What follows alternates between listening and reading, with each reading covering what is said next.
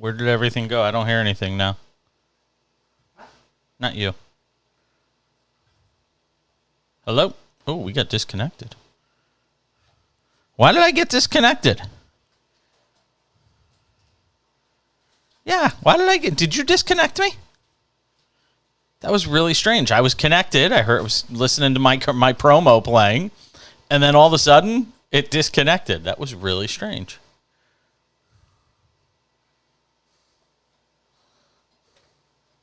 Yeah, it was weird. I actually got disconnected.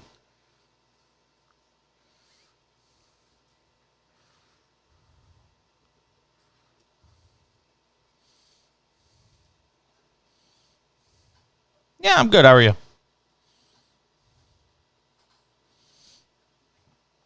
Cool, cool.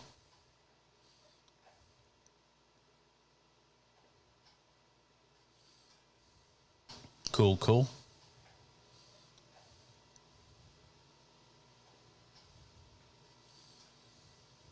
Cool, cool.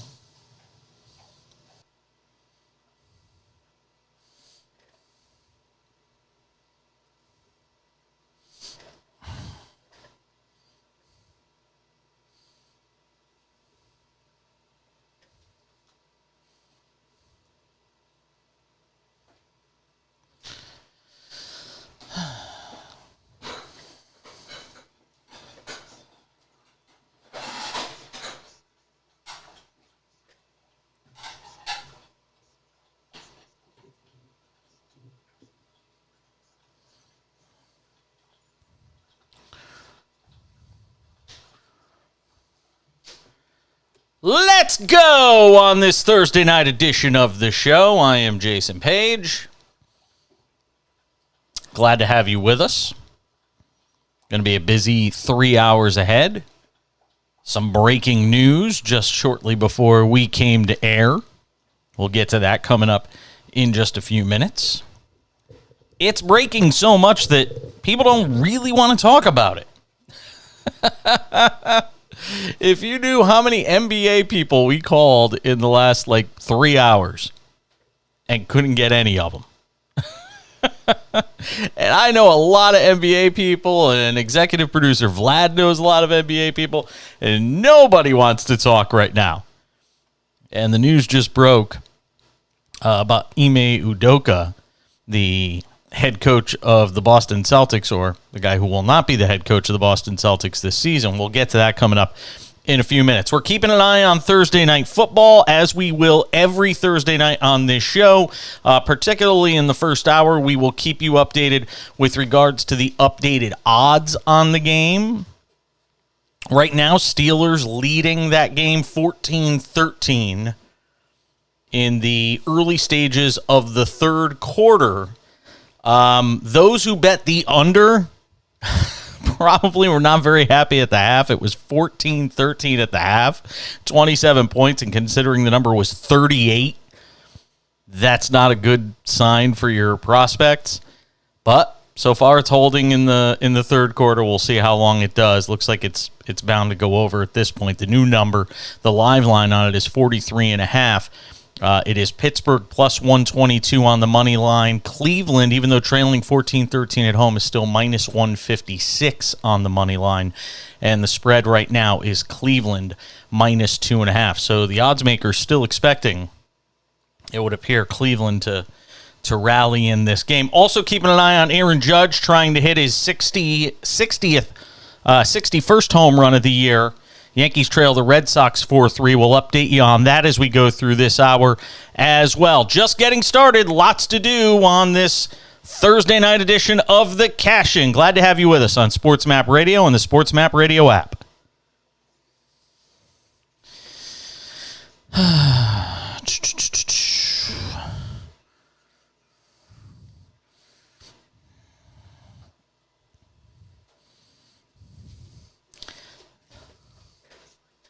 They are not pitching to Judge at all.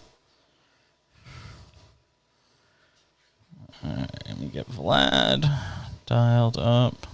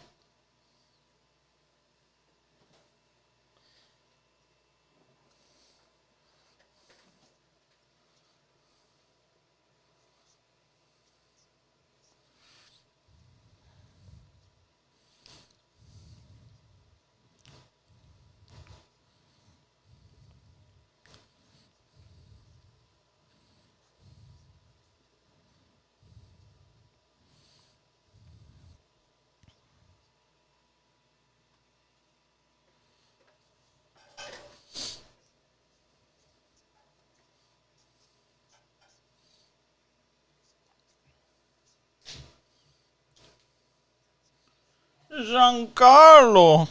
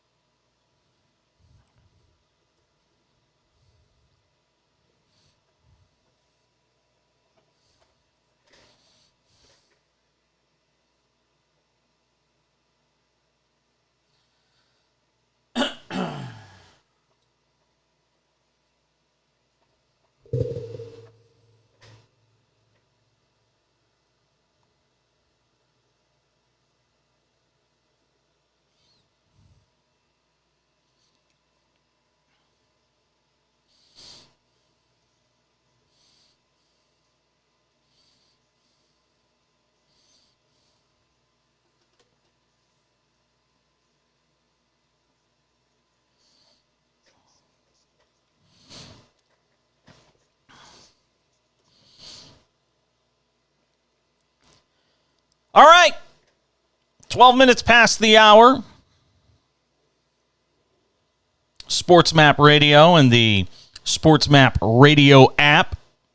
You can be a part of the show at 800-224-2004, 800-224-2004. You can also tweet at the show, at the back page if you're looking for me there, on Twitter, at the back page. And just a reminder, you want to make sure to follow me on Twitter. And you want to send me a note saying hello, because if you do, you're automatically entered to win in our Wednesday giveaways that we do here on the show. So that's all the reason you should need to want to get signed up. I said we'd keep you up to date on the Yankees and the Red Sox with Aaron Judge chasing Roger Maris and the mark of 61 home runs. He has walked 3 times. I think he struck out once. They've basically pitched around him all but once tonight, even after Alex Cora said otherwise. How do you know if a manager's lying? His lips are moving. They usually say that about lawyers or politicians. Well, I think you could say it about managers, too, in sports. They're never giving you the whole truth. And that's their job, right? So the Yankees trail 4-3, bottom of the 8th. Judge will likely get one more at bat in this game, and we'll let you know what happens in it. The Browns trail the Steelers 14-13. I will keep you up to date on that. All right, so the big news tonight in sports is not related to the NFL. It's not related to Aaron Judge so far. The big story in sports tonight is that the Boston Celtics, and we were on the air last night with this as it was starting to break, that the Boston Celtics have suspended their second-year head coach, Ime Udoka, for the entire season coming up, all for a violation of the team's code of conduct. That's what the organization said on Thursday night. Now, very little is known about the incident in question, but a number of outlets are reporting that Udoka was supposedly in a consensual relationship with a female that worked in the Celtics organization. Nothing is known about who that person is. There have been some names floated around. We will certainly not engage in that on this show. But what we do know right now is that Udoka, according to the Athletic's Shams Charania, citing anonymous sources, said Udoka allegedly had an improper, intimate, and consensual relationship with a female member of the team staff. And again, we have no idea who that is. Maybe we would start looking through names. I don't know. And I'm sure people are doing their best to try and narrow it down. and throw some names out there. But the reality is the organization said this was against the policies of the Boston Celtics, and they have thrown the harshest penalty other than firing him that you can possibly levy. Here's what people are saying. I want to apologize to our players, fans, the entire Celtics organization, and my family for letting them down, Udoka said. I'm sorry for putting the team in this difficult situation, and I accept the team's decision. Out of respect for everyone involved, I will have no further comment. Assistant coach Joe Mazzulla will serve as the team's interim coach in Udoka's absence. And the Celtics are not ruling out, I think, further action here. They may ultimately opt to get rid of Ime Udoka altogether for this, saying a decision about his future with the team will be made at a later date. Now, I got to tell you, if you're talking about a consensual relationship between two adults, I have a hard time believing. If you want to sanction the guy, sanction the guy. You want to fine him, fine him. But taking him off the bench for the entire year for a consensual relationship between two adults, I get this day and age that we live in where people are protective of both men and women within sports organizations, especially in light of what we just had occur in Phoenix with the Suns and their now disgraced owner, Robert Sarver. But what I can't comprehend is what is in the Celtics employee handbook that makes relationships between somebody and the two people in the organization like so outlawed. That I can't figure out. I'll be honest. I had a text conversation tonight with a former NBA executive and a head coach. And he said to me he was flabbergasted at the punishment for this. Said it didn't make any sense to him at all. Said he couldn't wrap his head around why the Celtics were making such a big deal of this. And it doesn't sound like, from what I'm hearing, this person who he was having a relationship with, it doesn't sound as if the person that Udoka was having this relationship with was somebody that was reporting to him. So why would you suspend him for an entire year? So if you mean to tell me, and this was brought up by my friend who's, again, a former head coach and a front office exec, who asked a very fair question. He said, so if Jason Tatum had a relationship with somebody that worked for the Celtics and the organization didn't know about it, they'd suspend him for a year? And I agree. I find it very hard to believe that they would do that. So now you find yourself in a position, if you're the Celtics, without your head coach that led you to an NBA final last year.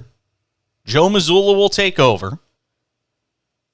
And there's a lot of people asking a lot of questions right now trying to figure out how all of this has happened. And I'm sure we're going to get more answers in the days ahead. What did it mean for the odds? The Celtics were plus 500 to win an NBA title last night. They're now plus 550 at the moment. So the number has bumped up a little bit. I'm curious to see if the loss of Udoka pushes that number up further. How much credit do they give to him for the team's success? And if you don't see that number move all that much, it kind of tells you Vegas ain't crediting him for the Celtics going to the NBA championship last year or potentially winning an NBA championship this year. If that number doesn't move very much, that's basically what it's telling you. So were the Celtics in the right? I want to hear from you. 800-224-2004. 800-224-2004. Again, it's obviously something that has to be known as a policy of the Celtics in order for them to make this decision to sever ties for this entire season with Ime Udoka. But you do have to wonder what made them so unhappy with his decision-making. And look, maybe it's because he is the bench leader for this team. He's leading grown men, and they expect better decision-making. And I get it. Decision-making matters when you're talking about a head coach, a general manager, but still, a 1-year suspension. And again, they're not ruling out firing him. Now, Chris Mannix from Sports Illustrated, one of the 17 people I think we tried to get on tonight, who politely declined because he wanted more information on what had transpired. And I respect that. A lot of these guys are basically in a position where they're still in the fact-finding mode. But Chris Mannix reported earlier today that the team, or that Udoka, was contemplating resigning as head coach of the team. That he was thinking about stepping down. And it makes you wonder if that's still an option for him. If he's unhappy with the organization, he said the right things in that statement, but maybe he decides to part ways with the team. Maybe the relationship he has found himself in means that much to him that he decides to leave the organization. I don't know. Going to be a weird start to this NBA season, though, with all the different things going on. Suns, a lot of turmoil around a lot of teams. The Kevin Durant situation, the Kyrie Irving situation in Brooklyn, the Lakers and the debacle out there, players moving around, the Jazz basically unloading everybody on their roster. And now this in Boston with the Celtics. Stick around. We got more to do in this hour. Keeping you posted on the Steelers and the Browns. Pittsburgh still leading 14-13 late third quarter. Those under bets still might come in. Got a lot more to do. I'm Jason Page. Glad you're with us. It's the Cash In on Sports Map Radio and the Sports Map Radio app.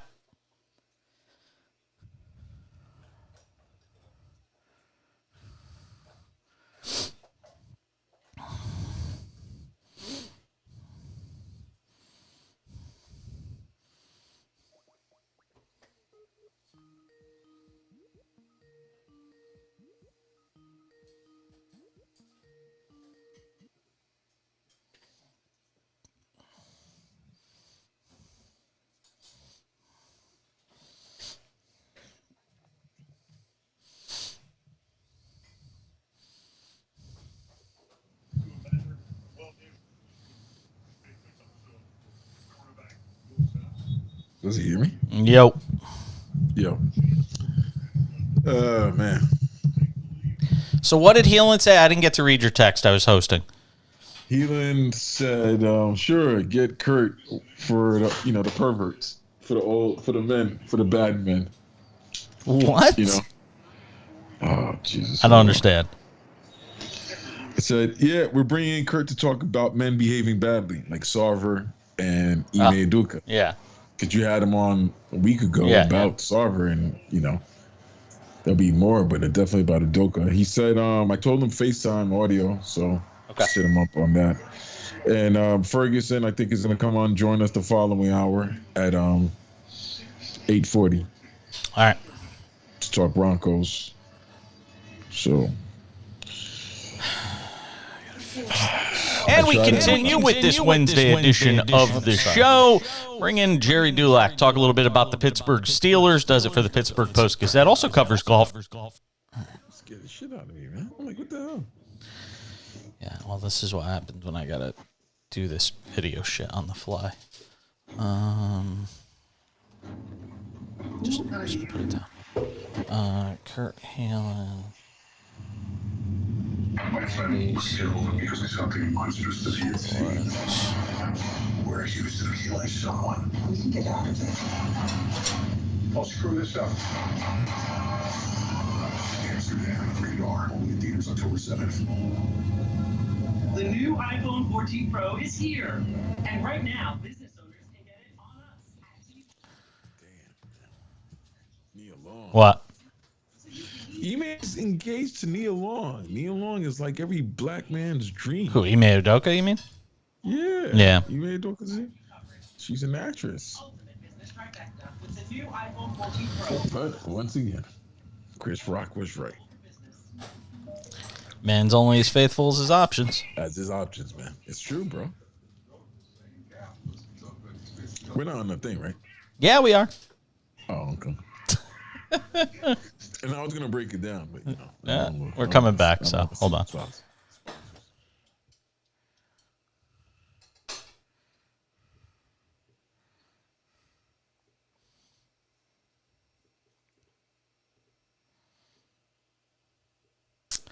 Rolling along on this fantastic Thursday edition of the show.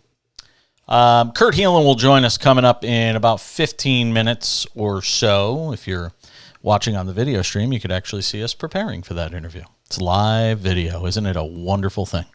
So we'll talk to him and get some thoughts on this breaking news, really, about Ime Udoka being suspended for the entire season, and very anxious to see how this is handled by the organization, how much more information they give. And as Vlad pointed out in the break, our executive producer, you do have a situation where this is an extramarital affair that he was involved with, because Udoka is engaged to Nia Long, I believe Vlad was saying. And credit to Vlad last night. While I did not want him speculating on our show, because I don't want to be that kind of show, and I want us to go to the air with facts, not speculation, but I will give him credit. Last night on the show, he said on these airwaves that he thought this had to do with, Udoka doing something with some hottie. I mean, so I give you credit, Vlad. You were spot on about that.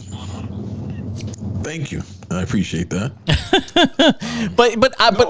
Listen, I just think look, let me make this point.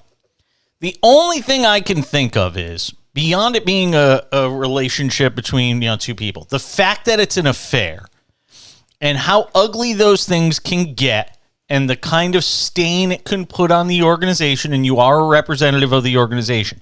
I can understand there being some sort of anger over it.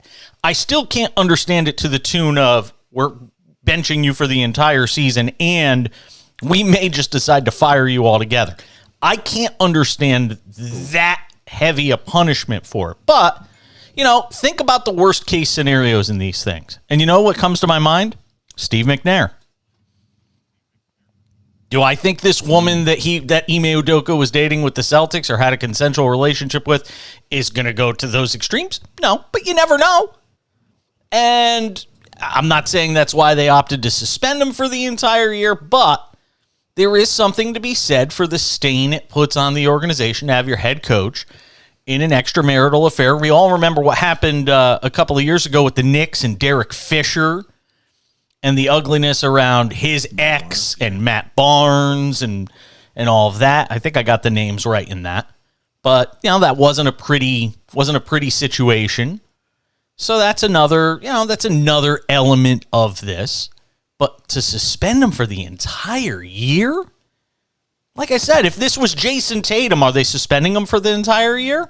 Hell no. But Paige, let me ask you this. Yeah, sure. What if I told you stop having these affairs? No, that's a great point. What if the Celtics had said, hey, we know this is going on, cut it, and he didn't? Again, we're speculating, but now I think we're fair to get... I think now we're fair to get into the realm of speculation now that we know some of the facts behind why they are suspending him for a year, even if they're not saying it. It's being widely reported this was because of a consensual relationship with somebody in the organization that, according to person I talked to, was somebody that is not reporting to Ime Udoka. So that's the amount of information I have to contribute to this. Look, he was getting some strange on the side, and you've always got a way with words, don't you? It's getting some strange. Hold on, I want to write this one down. He was getting some strange on the side. Yes. I'm so out of touch with the lingo. I guess, yeah, man. getting some strange on the side. So the next time I decide to have an extramarital affair, I'm going to tell my partner, hey, I was getting some strange on the side.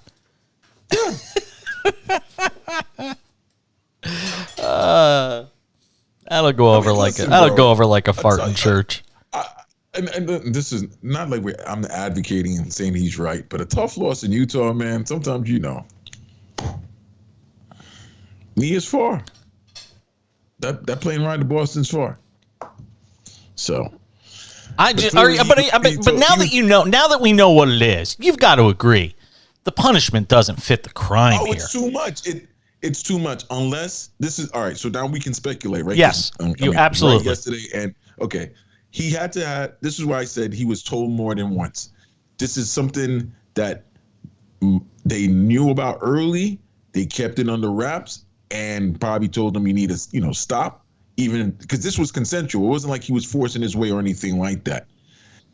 So, to me, he was told to stop, and they continued, or maybe something happened while they were winning. Another thing I think he might have been having an affair with somebody of importance. You know what I mean? Like that can happen also. It might not only just be somebody that works for the team. It might be you don't know. No, we don't. But because for a year suspension, it had to be something. I'm not going to lie. The first thing that came to my mind was, is there a female trainer? Because if you look at the wording in the story, then he would have been fired. But hold on, if you look at but they're considering firing him, so it certainly sounds like that's still in play. If you read them saying a decision about Udoka's future with the team, the Celtics said will, quote, be made at a later date, which means they still might fire him. But what they're saying is, according to Shams Charania, reported overnight Thursday, had an improper, intimate, and consensual relationship with a female member of the team staff. That doesn't point to an accountant or somebody in HR or a GM. That to me points to somebody. No. I'm thinking no. Well, I mean, I guess that's possible. But I'm thinking the reason why. But no, when I hear female member of the team staff, I'm thinking it's a female that works on a daily basis with the team, whether it could be a PR person, somebody in communication, somebody who's there on a daily basis, all the way down to a trainer. I think it could go. Right. I think it can go that way. Because they said it wasn't somebody that reports to him. Yeah, but does a trainer really report? Does a member of the medical staff really? You know what I mean? Like that's what I'm saying. It's a gray area. I guess they want to make sure that they're clear on this, so it wasn't as if he was using his position as head coach or something like that to coerce the.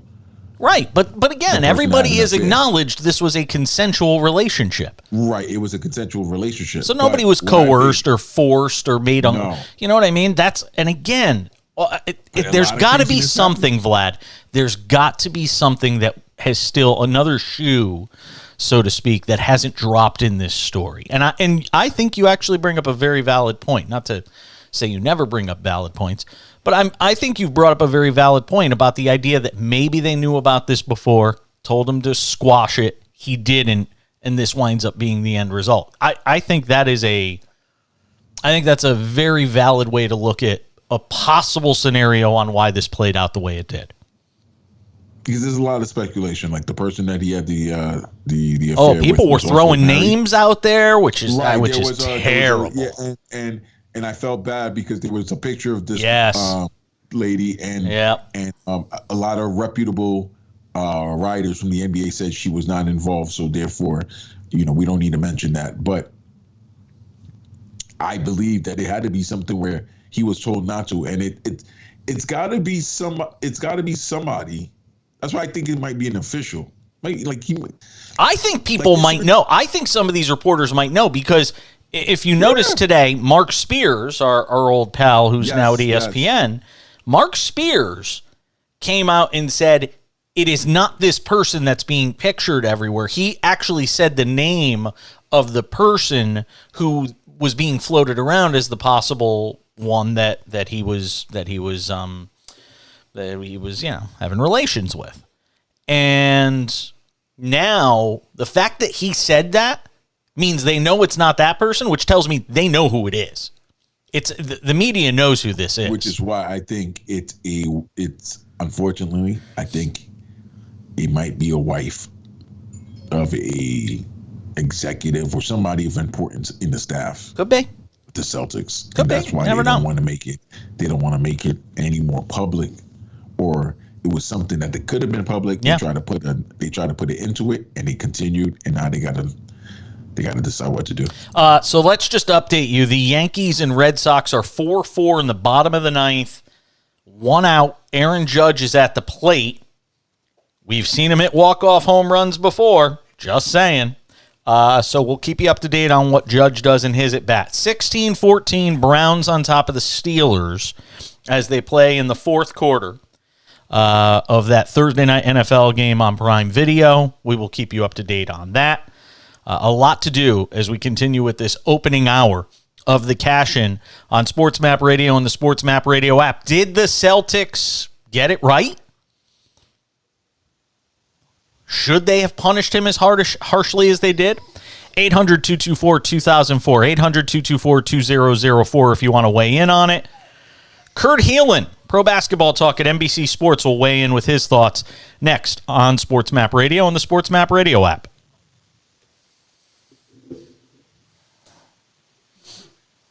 Oh, my God.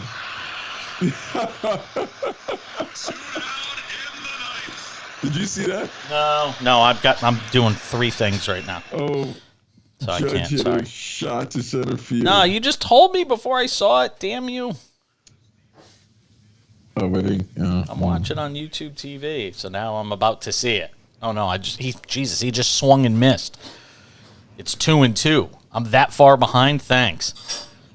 God. Hold on. I gotta get my umpire this. You got Heelan's number? I need to give it to you. Hold on. Bluetooth. Yes. This guy's must see TV, man. Oh, the way they showed it made it look like it was going to leave the yard. It made it seem like he hit it to Wow, center field. talk about punking the viewers. Oh, man, this was great. I got to give Fox credit, man. They know how to lure you. It looked like it was about to happen. Wow. Any other part of the park, it's a home run, too. Yeah. Hold on 1 second. I got to get this thing dialed up. This is taking me forever right now. Jesus. Come on.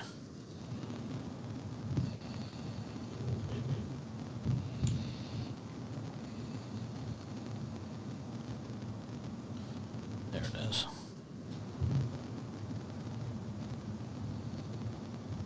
All right. Connected. Heelan, thanks for putting that in my thing. All right, I'm going off. All right.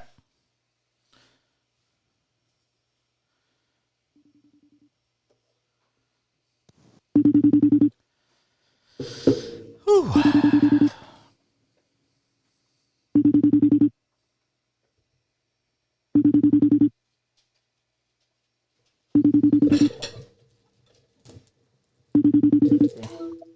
Hey there. Yo! How you doing, man? Just another day in paradise. Oh. We're going to have to put you on the payroll. One of these days, man. It's been a while. Like, I've done more video and more, like, it was playoff time. I had to do NBC Nightly News, like all this You stuff. had to do NBC Nightly News? Jesus. Yeah, I had to do a hit. Like, all this crazy stuff just because of Sarver. Like, I've just been on, I'm like, I was texting my wife today. I'm like, is it the playoffs? Did I miss something? I miss the days of being in New York because I used to do all that stuff for MSNBC and NBC News. All right, stand by. We're coming back. Sounds good.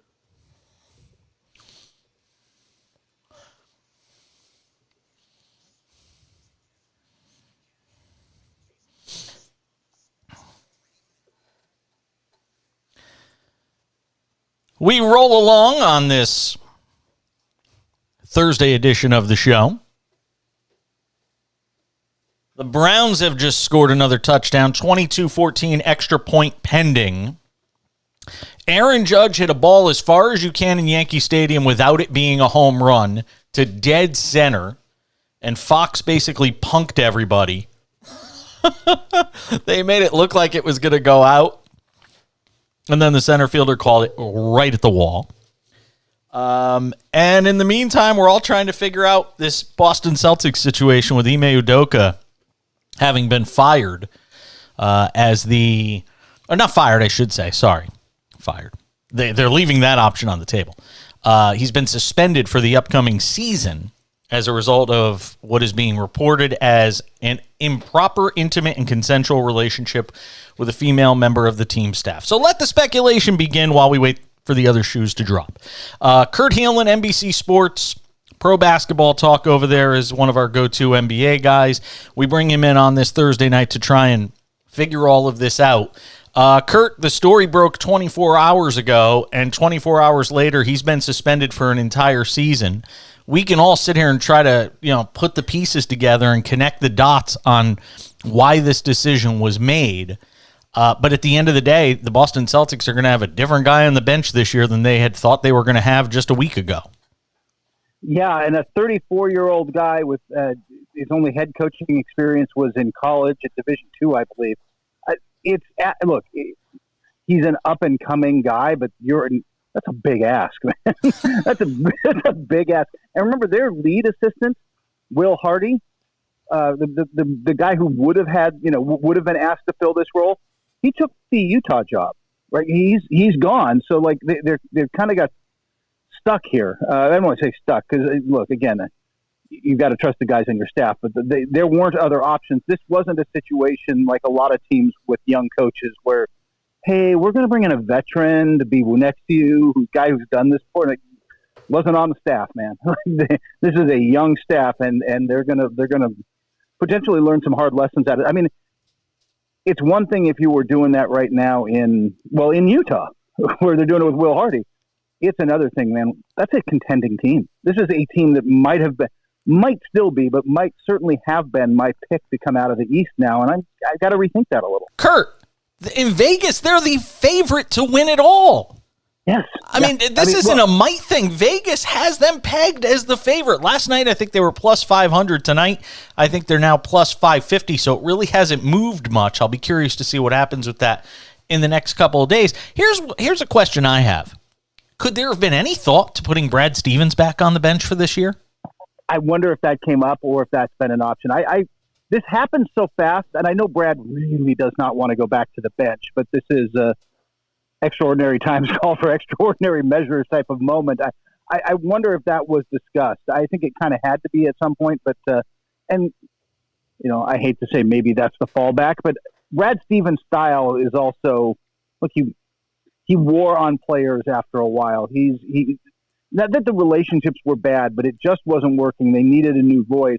To bring him back in, I'm not sure that that's a step forward. I think that they're just going to try to roll with the playbook that worked for them last year, and in terms of style and stuff, which is easy to say, but man, it's a lot harder to execute. By the way, without your coach, without your starting center, Robert Williams going back under the knife, so he is going to miss the start of the season. They do not. Danilo Gallinari was a nice regular season inning eatings pickup to come in and help them out, during the season and give them a stretch forward. They don't have him anymore. Like it's not easy. That was kind of things are going to be a lot more difficult in Boston than maybe we thought they were going to be. All right, I'm going to ask you a question, and I didn't get to talk to you for more than about 30 seconds before we came on the air because we've all been scrambling trying to figure this story out and talk to people. I mean, do you know anything beyond what's being reported? I mean, does anybody have any idea what was the impetus for the length and the harshness with which this penalty was assessed? Vlad brought up a good point, and again, we're all just speculating, but maybe this was something the team knew about, had told him to stop, and he continued. It can't just be as simple as a consensual extramarital affair with somebody in the organization, can it? Look, there's a lot of people asking that exact question, and if I had an answer I could give you, I would. I will say two things. Gerson Rosas was booted as the GM in Minnesota for an extramarital affair with a staffer last year. Now, again, that was new ownership coming in, looking to make some changes. So, like, I get it. But it has happened before. I will say this, too. I genuinely believe part of the reason they're coming down this hard, it's the wake of the Robert Sarver thing. It's hey, we've got to look like we have a team policy that applies to everyone across the board. If some guy in the business side had this kind of situation, he'd probably be fired. We have to come down hard on that coach. I absolutely think that played a role too. I'm like everybody else. I'm making some calls and talking to people. I'm trying to find out if there's a little more to this, but I don't have anything. I don't think I have anything I could definitively tell you or report at this point. Do you think there will be other shoes to drop, or do you think the Celtics are going to do their best to close ranks here and try and muffle this or silence it the best they can over the next several days and get to training camp and get to basketball and hope that it goes away? They are absolutely closing ranks and not talking. They have been very tight-lipped. We'll see how that holds. Everything's fine now. What happens when adversity hits, right? Like it's one thing now. It's they stumble out of the gate and lose. They go 5-5 out of the gate or something, and fingers start pointing, and then we'll see. And adversity hits every team at some point during the season. So we'll see. We'll see when that happens, how they handle it. But right now, they've definitely closed ranks, and I think that they are absolutely hoping that this kind of we're not talking about this because they're winning games. Talking with Kurt Halen, NBC Sports Pro Basketball Talk at NBCSports.com. He does a terrific job over there as we're all trying to make sense of the news. Ime Udoka suspended for the upcoming season. A consensual relationship with a female member of the team staff. We know one person it isn't, based on some reporting from Mark Spears today, who basically went out on Twitter and said, hey, it's not this person, which tells me something, Kurt.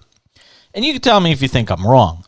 But I think people in the media know who it is, and they're just keeping it quiet for the sake of protecting the person on the other side of this affair. Because if you're able to say who it isn't, then you probably know who it is. I will say this, and I have no idea what Mark Spears' sources are. Look, there's been, I'm going to let you in on a secret. Sometimes Twitter likes to speculate about things without really knowing. I don't know if you've ever picked up on that, but this woman's name had come up, and I think she probably reached out to Spears to clear her name. There might have been a relationship, a pre-existing relationship of some kind. I don't, where she knew him. So she's like, hey, it wasn't me. There is a chance that some of the beat writers or people around the team a lot know. It'd be kind of hard to, and that's why with your was it Vladimir's comment or your comment earlier that people around the team knew? Those aren't easy things to keep quiet, man. Like it's around a team. When you're around everybody that much, the vibes come off. So it is distinctly possible that, look, I don't know. I don't think my guess is most of the national reporters don't know. Do some of the beat guys? Yeah. And maybe they are keeping it quiet. I don't know that for sure. I'm not going to speculate on what other people know because I barely know what I know, but it is possible. Like you said, I think there are certainly people in the organization who not only know, but may have known for a while. So. Kurt Halen, Pro Basketball Talk at NBCSports.com. I talked about this yesterday with Shalize Manza-Young, who's a columnist with Yahoo Sports, and had some conversation with her last week. And when the news broke yesterday that Sarver was out as owner and that he was going to sell the team, I got her on. But I talked to you last week as well when this story was going on. Are you surprised with how quickly this went down? And do you think it was a situation where either Adam Silver behind the scenes or some owners behind the scenes went to Robert Sarver and said, look, you ain't got to go home, but you need to get the hell out of here? Yeah, exactly. I was surprised how quickly it went down, and that, look, from the days of that original ESPN report from Baxter Holmes last November, I think it was, where Sarver's instinct was to push back. That was not me. None of that happened. This is all, his wife's texting players and former players. Like, they are just full court press. Didn't happen. Something was really denied once the report itself came out and backed up, and it not only backed up what the original reporting was, but added to it. But I still thought he'd push back. I think here's what really happened. Yeah, Silver pushed on this. What really happened, and I know let's put this, what I do know is it wasn't just PayPal. PayPal came in and said, hey, we're not renewing if he comes back. They weren't alone.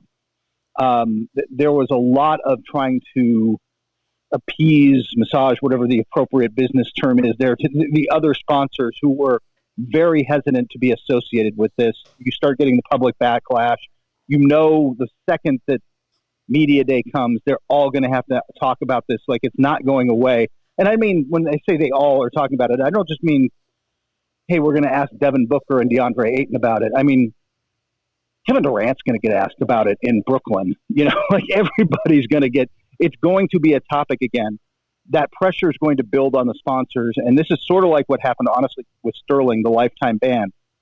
When the sponsors start pulling back, when the money gets involved, suddenly there's other owners who are like, dude, you're messing with my business.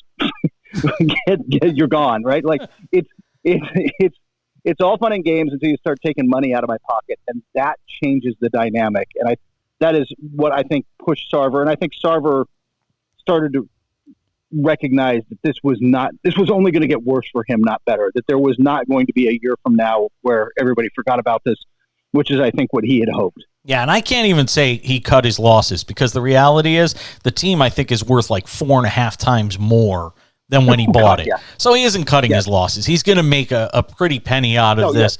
Yeah, he'll be a pariah in the world for a little while, and then it'll calm down, and he'll go enjoy his billions. Yeah, exactly. He's going to Scrooge McDuck into a pile of gold after this thing's over. It's not. There's no sympathy here. He's going to have plenty of people around him who. I mean, like that. I'm the victim. The society's unforgiving thing. Oh yeah. It was just grating to read, because I'm like, hey, dude, the report discusses how you've been told to stop doing this. For like you not only did you know some of this was wrong, but like, you've been told to stop. You've had chance after chance after chance. Suddenly it's public. You're like, you never gave me a chance. No, you had your chance, dude. You had your chance. You chose not to. Kurt Halen, Pro Basketball Talk at NBCSports.com. Go and read his work. It is terrific. Always glad to talk to you, my friend. Thanks for coming on short notice, and we'll talk again soon. I look forward to it, buddy. Take care. Kurt Halen joining us here on the program. Yankees walk it off. We'll tell you what happened there. Update on the Browns and Steelers as we get set to wrap up hour number 1. Where did it go? It's the Cash In. I'm Jason Page at Sports Map Radio. That was good.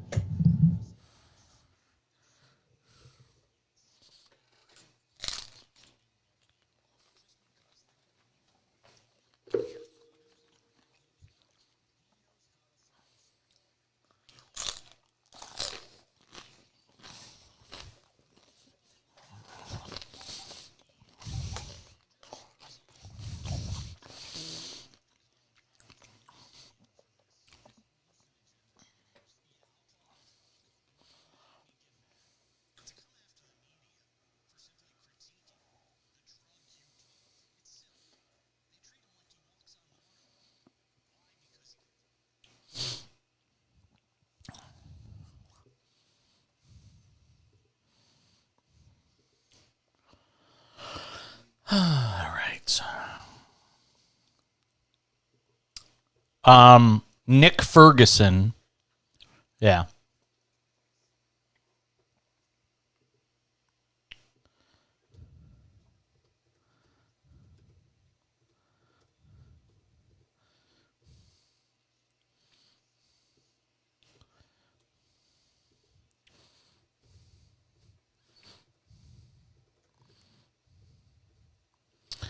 I don't even know if he's hosting there.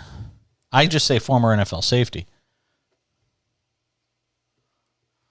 Yeah.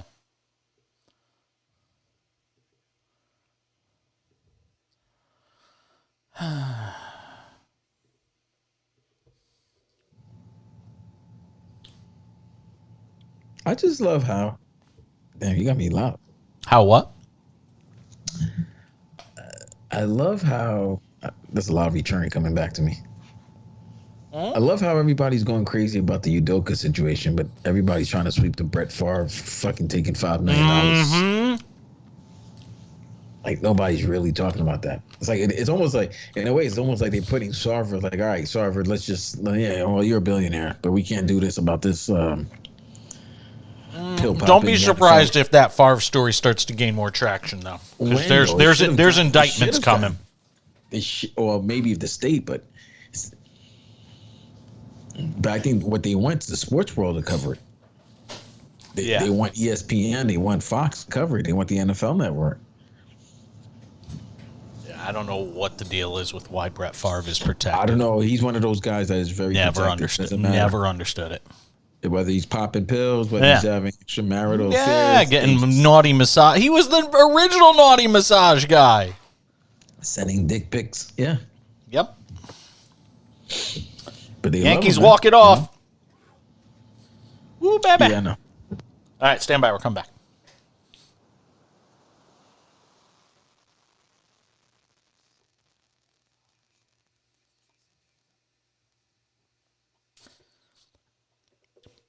So the under is still in play, which is crazy considering where this game was at the half. 23-14, Browns lead the Steelers. The number was 38 prior to the game, and it's at 37 right now. Steelers with the football, and they are driving, I guess, a little bit, but they have the football. And a field goal will do it. They do need a field goal. I'm interested. Now, see, I got to say, I'm going to get killed. I'm already waiting for it on Twitter because I went after a certain handicapper for one of the big networks who I think is just really terrible at his job, quite frankly, and how some of these people get hired for prominent positions I'll never understand. So anyway, if you want to know who I went after, you can go on Twitter. I'm not going to call him out now. But then again, I probably should since I called him out on my Twitter, didn't I? I guess I could call him out here. You already called him out publicly. So it's Joe Fortenbaugh. No wonder. Yeah. Who's just not very good. And I've looked at his numbers, and he's literally like 187 and 177. He's basically, he's a 50%er. And he said, take the under in this game. And to be honest, I said take the under. Before the game, if you had asked me, I would have taken the under. But as soon as I saw he said take the under, I was like, oh, we're screwed. Well, yeah, especially when they scored 27 points in the first half. But now, he may wind up being right. And then he'll be 11 games, and then he'll be 11 games over 500. Nah, this is going over. I don't know. We'll see. I think there might be a pick six coming. Who's got the football right now? Still Pittsburgh? Steelers. All right. Oh, they're out at midfield, too. Who knows? By the time we come back in a few minutes, we may have an answer. At any rate, another hour is right around the corner. Nick Ferguson will join us in the next hour. What time's he coming on, Vlad? Under 40. Okay. He'll be here in about 40 minutes. I'm Jason Page. Glad you're with us on the Cash In. It's Sports Map Radio. Stay with us.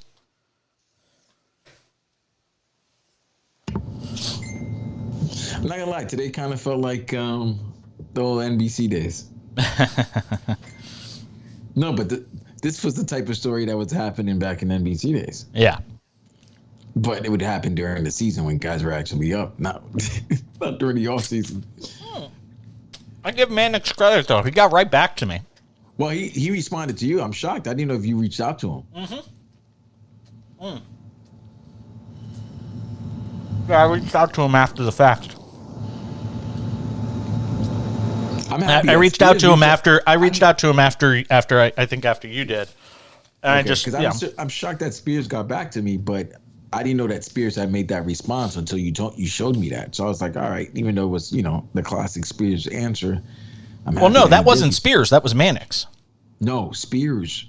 I didn't show you the Spears response to me. No, I don't think so. No, but Spears had responded when I asked him to come on. I didn't.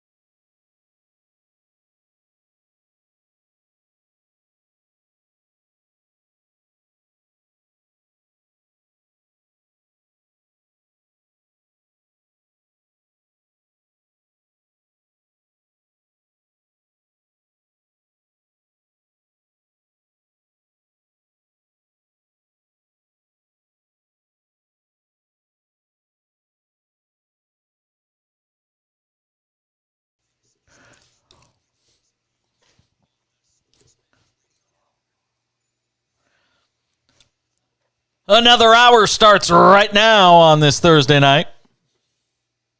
Steelers trying to crush the under in the Thursday night game on Prime Video. Where are they going to put the football here? So the Steelers driving deep into Cleveland territory, trailing 23-14. I mean, the result, I'd like to say the result isn't in doubt, but this is the Browns, and we saw what happened to them last week against the Jets. So if the Steelers get a touchdown and an onside kick ensues, everybody in Paul Brown Stadium, is it Paul Brown Stadium? No, it's not Paul Brown Stadium. It's Cleveland Brown Stadium. They're all going to be holding their breath. So I almost want to see the Steelers score just so Browns fans have to sit there and sweat. And those with the over can rejoice.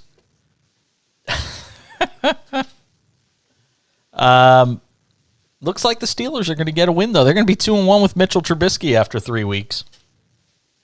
The Browns are going to get one. They're going to be 2-1 with Jacoby Brissett, who I got to say, not a bad guy to have as a backup quarterback. And this is exactly why. He's not going to lose games for you. He may not always win games for you, but he's not going to lose games for you. He's got one of the lowest interception ratios out there. He also has one of the lowest yards per catch ratios out there, yards per throw or whatever it is. He's got one of those that's low. But he's not going to hurt you. He's going to give you a chance to win. And tonight, another example of that. He didn't go out and tear up the world. He got it to the guys that he needed to get it to with Amari Cooper and David Njoku, who is just a beast. And gave his team a chance to win. So it's going to be a 4th down coming up.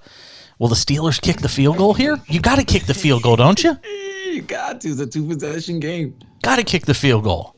We'll tell you what they do. We'll tell you what they do when we come back. Hour number 2 of the Cash In. I'm Jason Page. We're all sweating it out together on the Sports Map Radio Network. They're kicking the field goal!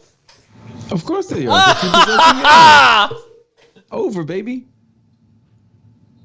Fuck you, undervoters. I love it. They kicked the field goal. Oh, my God. They kicked the field goal. I can't believe it. Teams never do what they're supposed to do. Oh, is there a flag here? Yeah, there's a flag. Oh, don't let this be against Pittsburgh, because then you know what's going to happen. What do you mean if it's against Pittsburgh? If it's against Pittsburgh, they're going to kick the field goal. It'll be it's still 4th down. Now, if it's against Cleveland, they'll go for it for 1st down. Oh, it was on Cleveland.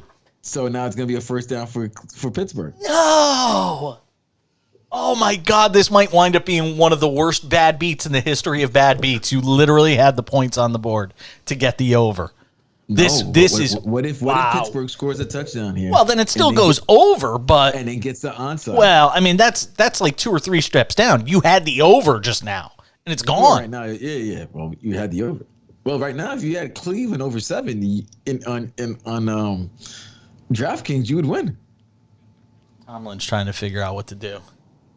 Oh, because it's 4th and 1. It's not a 1st down. Oh, it's 4th and 1.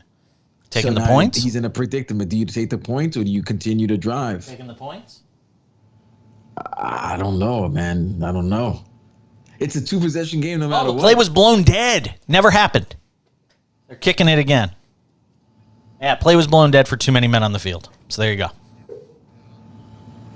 Oh, if he misses this.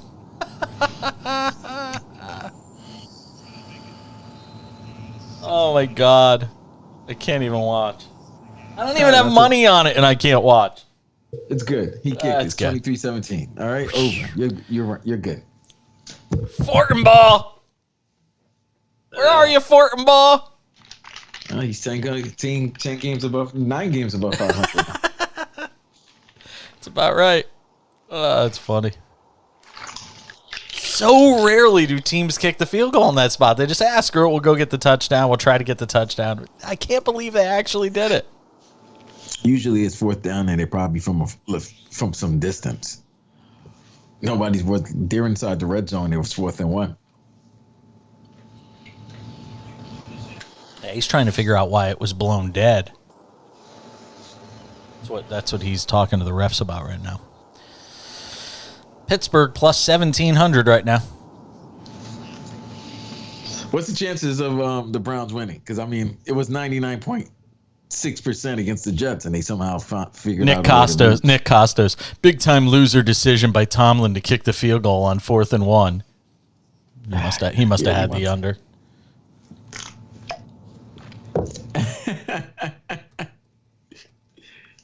But here's the thing, though.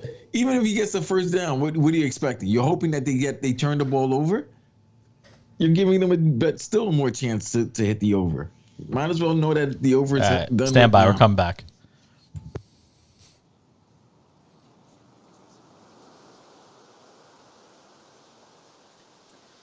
The field goal is good.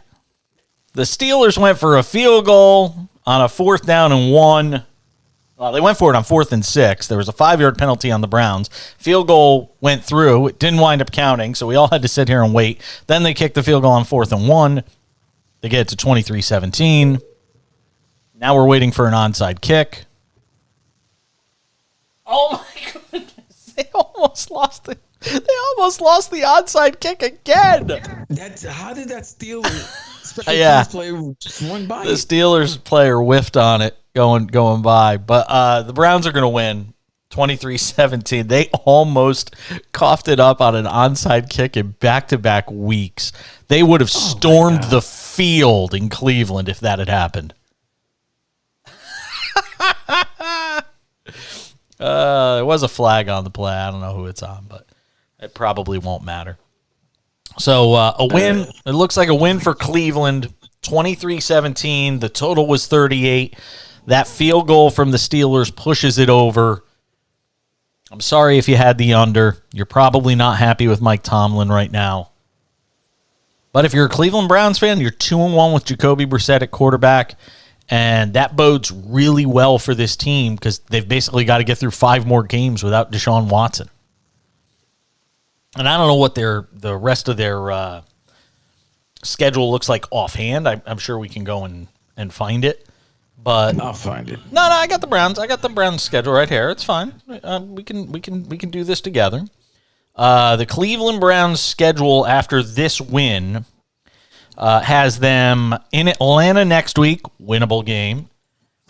The Chargers come into Cleveland the week after that. The Patriots come in the week after that, winnable game. In Baltimore the following week, probably a loss. But I mean, if you split those two and you're 2-2 with the 2-1 right now, I mean, if you take 4-3 through 7 games going into that game against the Bengals. I mean, look, if they were 500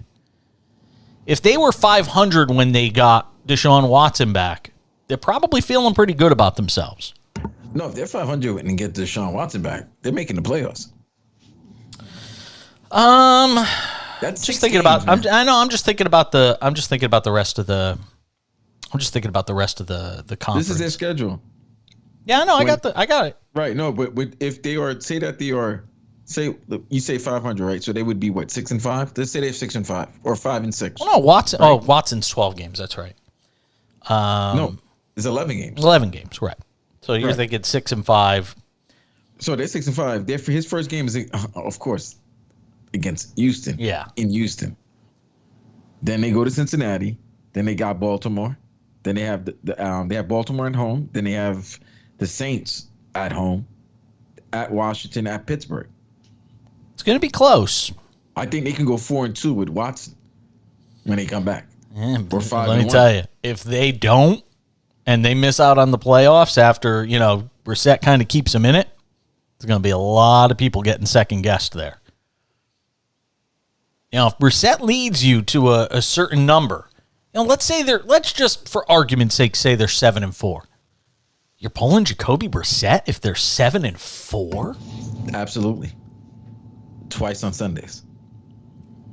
2 times on Monday. Listen, you can say all that you want. I'm not 100% convinced of that. I'm not saying it's the right or wrong move. I don't even know what the right or wrong move is, and it depends how he plays during those, during the total of those 11 games, but I don't know. All right, let me ask you this. Yep. And I'm not comparing Deshaun Watson to Mariano Rivera. Yep. Yeah, all right. Say Mo was hurt for like half the season, right? And Rafael Soriano was your closer. And he did a hell of a job. But Mo is coming back. Who's your closer? I think it's a little different. I think it's a little apples and oranges. I know what your point is. I know what your point is, but I'm not sure it's the same. Because you're talking about a guy closing the game as opposed to a guy who's playing the entire game. And if Brissett gives you 7 wins in the first 11 games, which I don't know if that's going to happen, but let's again, just because we like 2-1 right now. Yeah. So right now they're 2-1. So if they're going by their rate, 7-4 is possible. Yeah. If they're 7-4, I don't know if they're pulling the plug on them. And again, it depends. Not all 7-4s are created equal, and they could win a couple of games with their defense, and he doesn't play well. But tonight was a good night for Jacoby Brissett. Not a bad performance from him at all. And again, I said it in the last hour. I'll say it again. He is not going to lose you games. He may not go out and win you games, but he's not going to cost you games with bad mistakes. He's just not. He's mobile. He can get around the field. And I'll tell you, when Amari Cooper, I got to cover Amari Cooper when he was out in the Bay Area with the Raiders. And I've watched him throughout his entire career. I find him fascinating because there are times where he looks like the best receiver in football. I mean, we all saw what he did in Dallas for a year down there where he was just lighting up the town. And there are times he looks like he's completely lost on the field and just disinterested. But when you get the Amari Cooper you had tonight and the Amari Cooper I think they had in week 1, I don't remember.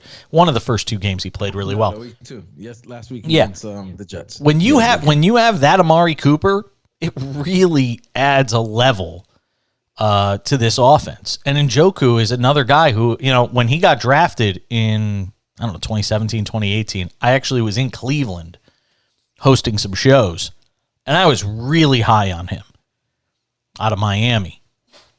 And that's right, baby. From the U. Out of the U. And I was really high on him. And, there's been mixed results, but he's a guy that, he can get into the end zone. And he's a big, strong, athletic tight end. Why is this game still on, by the way? What is going on? What, why is this game not over yet? I don't know. Cleveland Brown fans are like, wind the clock. Let's go already.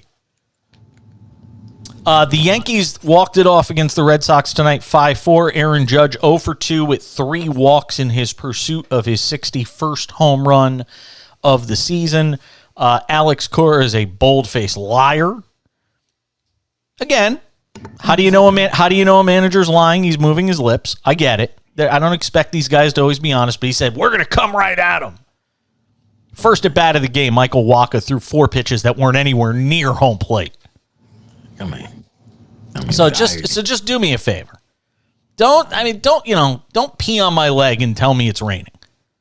Because there's no way that and even if Alex Cora is out there saying, well, we're going to pitch to him. Alex Cora is not the one pitching to him. So how can Alex Cora get up and say, oh yeah, we're pitching to him? Alex Cora is not the one throwing the ball. And guess what? Nobody wants to be on the wrong end of that highlight that's going to get played over and over and over and over again. Nobody wants to be on the wrong end of that. So Alex Cora could say all he wants, I didn't come to New York for a vacation. We're going to pitch to him. But they didn't want to pitch to him. The only time they pitched to him tonight was when they had to with runners on base. That was it. That was the only time they pitched to him. You gonna listen to another Boston manager or head coach that's been suspended for a year? This is true. Alex Cora doesn't have a lot of street cred, if you know what I mean. It's true. Those damn Astros cheaters. Oh, I can hear them in Houston now. Page hating on the Astros. Oh, they were cheating Boston too. See, there's John. It's true though. They're cheaters. They were cheating Boston. Cheaters. You're all cheaters. Anyway. Jesse Ventura said, if you ain't cheating, you ain't trying. Still trying to figure out how this game is on. What are they reviewing? I don't know. I don't know if they got the first game down over. Good grief. You know how bad some people want to cash in their tickets? But does it matter if they have the first down? Is the clock going to just run out? Well, maybe there's 7. I think there's a 7-second difference between a game clock and the so play you're telling me the Steelers could still get it back. So what you're saying is we still got a chance. They have it. Listen, man, after this past Sunday in Cleveland, I think everybody has a chance. As long as there's time. They figure the Browns are going to do some Brown things. Man alive. Wow. So interesting, and I was talking about this at the top of the show, and I even mentioned it when we were talking with Kurt Heelan. The odds haven't changed all that much on Boston. And usually those things are pretty instant to react. And the fact is, the gambling world doesn't seem all that fazed by the fact that Ime Udoka isn't going to be coaching this team this season. I'm just saying. I mean, I'm not trying to say they're not giving him any credit, but they're really not giving him all that much credit if you're, you lose your head coach for the season and your number goes from 500 to 550 and you're still the favorite to win an NBA title. I'm the a-hole of the group. Okay. So basically what the odds makers are saying is that, some, infidelity, somebody's, having sex with employees, people within the organization. That's nothing. That's okay. Keep the odds the same. Guys that don't want to get vaccinated or don't want to, they think the world is flat, the earth is flat. That's major problems. Another guy whose beard is longer than his accolades and rather be in strip clubs. That's more of a problem. Who amongst us wouldn't rather be in strip clubs? Just saying. I don't see anything wrong with what James Harden wants to do. Who's on the satellite? Who's on the satellite stage tonight, Vlad? Who do you think? Lexus on the satellite stage. Mystique. Exactly. Mystique. I don't know. Ime Udoka might know. He's probably there looking. No. He doesn't go out, man. He keeps it within. He doesn't go outside. He keeps it within. All right. So that's what they're saying. Yeah. They're just not putting a lot of sway in Ime Udoka, though, if the line hasn't moved all that much. Stay with us. We got a lot more to do in this hour. Nick Ferguson will join us in about 16 minutes, talk some NFL with him, get his reaction to this this Thursday night football game, rather, that goes the way of the Cleveland Browns. They're going to win, and we'll keep you up to date. Stick around. A lot more to do. I'm Jason Page. It's the Cash In on Sports Map Radio.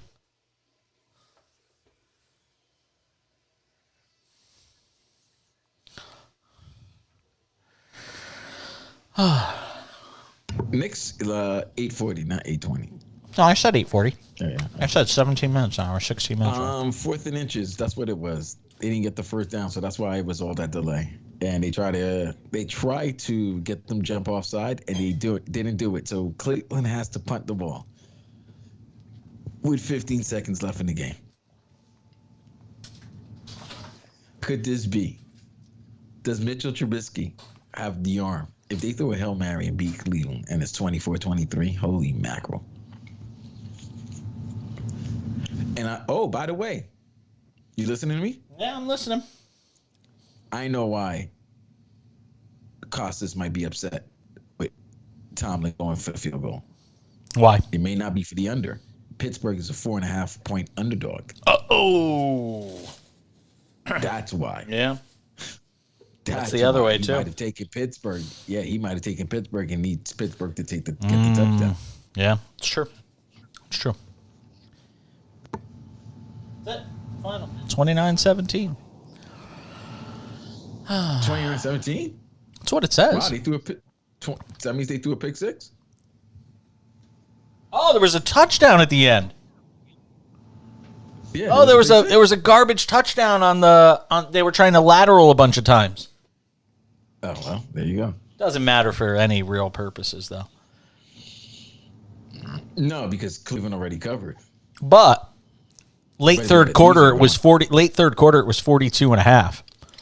Would have mattered if you had the live betting then. Oh, if you had live betting, then yeah, that matters. Yeah. That would have sucked. But that's the reason why. Maybe Tomlin did go for the touchdown. They did get the stop. They're not going for it.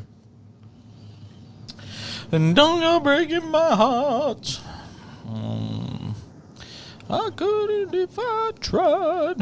It was a fumble. Yeah. Tried 17 laterals. Nick Ferguson. Images. Oh, I sent you something. Mention his touchdown podcast. I sent that to you. You sent me what? I sent you a text. Okay.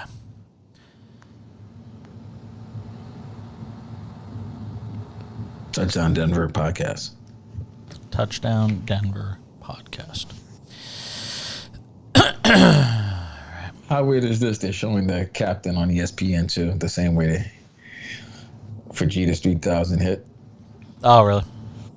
Oh, well, the final game, they're showing his parents the same way they've been showing Stand by. Judge. Stand by.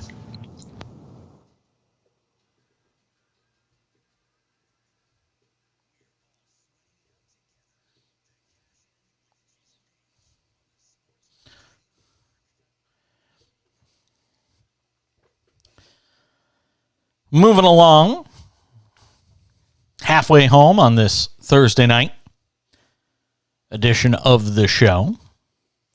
If you got a thought, share it with us. 800-224-2004, 800-224-2004. You can always tweet at the show, at the back page. Thoughts on Thursday night football, feel free. You're welcome to weigh in or opine on the Browns win. If you just want to vent because you had the over, or the under, I should say, and you had your hopes and dreams crushed and you lost the mortgage and you're trying to figure out how you're going to explain it to the wife or the husband or your kids that they're going to have to live in the car for the next month, you're welcome to weigh in as well. You want to vent before you get evicted? It's fine. Man, and you brought up a good point. Vlad brought up a good point. Another reason our buddy Nick Costos, who hosts for another outfit, who's an old colleague of mine, was really upset at Mike Tomlin's decision to go for the field goal rather than try to get the touchdown. And I said, oh, you must have had the under. And Vlad opined that he also could have had Pittsburgh plus 4.5. And that would have been another reason to hate Mike Tomlin right now. I'm curious to see where the Steelers are at coming out of this game as it relates to Mitchell Trubisky. You know, everybody seems to think it's a foregone conclusion that it's not an if, Kenny Pickett winds up the starting quarterback here. It's a when. I think it's a fair point. A lot of people think that he wants to give Mitchell Trubisky every chance in the world so that people could say, see, he gave him a shot. And Trubisky tonight was 20 of 32 for 207 yards, and a lot of those yards came on that final drive where they wound up kicking the field goal. He got about 80 yards plus, or almost 90 yards passing on that drive. So basically, he threw for 110 or 120 yards before that garbage drive late. They can't score if Najee Harris doesn't run the ball, and their offensive line is not that good. It's plain and simple. It doesn't matter if it's Kenny Pickett. It doesn't matter if it's Mitchell Trubisky. They can't run the ball. That offense isn't going to move. They had 104. They had 104 yards on the ground tonight as a team. But they need more than that. I agree. If Mitchell Trubisky's your quarterback, you absolutely need more than that. And the offense must have been okay for them to score 14 points. They were up 14-13. So they moved. All those points were in the first. Oh, I was going to say they scored all those in the first half. That's what I'm saying. Yeah. Brissett, meanwhile, I told you, man, slow and steady wins the race. He is just the quintessential backup quarterback. He's that quadruple A baseball player. He's the guy that's too good for AAA, not good enough for the major leagues. He's not going to kill you. He can win some games. You're not going to win a Super Bowl with him, but to spell you while your quarterback is serving a suspension for all sorts of inappropriate behavior, he's the guy you want. I mean, it's central casting. 21 of 31 for 220 and 2 interceptions tonight for Jacoby Brissett. Not going to kill you. Not going to set the world on fire. It's just what he is. He's the guy that's going to be able to win you some games. You'll lose some games because he can't do enough. But I think he's going to keep Cleveland very much in the playoff picture before Watson gets back. I mean, they got the perfect guy right now for the task ahead of them. 29-17, Browns improved to 2-1, Steelers are 1-2, and you got to have the feeling that, well, there's a couple of different things here. One, there's a lot of discontent, it sounds like, when it comes to Matt Canada and the play calling. And I didn't see the entire game tonight because obviously I was preparing for the show, so I was kind of in and out of it. Plus, I'm watching the Aaron Judge at-bats and the Yankees-Red Sox game, so I'm kind of all over the place. So I'm not going to lie to you and say I watched every snap of the game. But there's a lot of discontent around Matt Canada's play calling, and there's just as much thought that at some point he may be out as the offensive coordinator just as much as Mitchell Trubisky may be out as the starting quarterback. Because who cares if you bring in Kenny Pickett to try and rescue this season if the play calling sucks, if you're not allowing the quarterback to even audible at the line.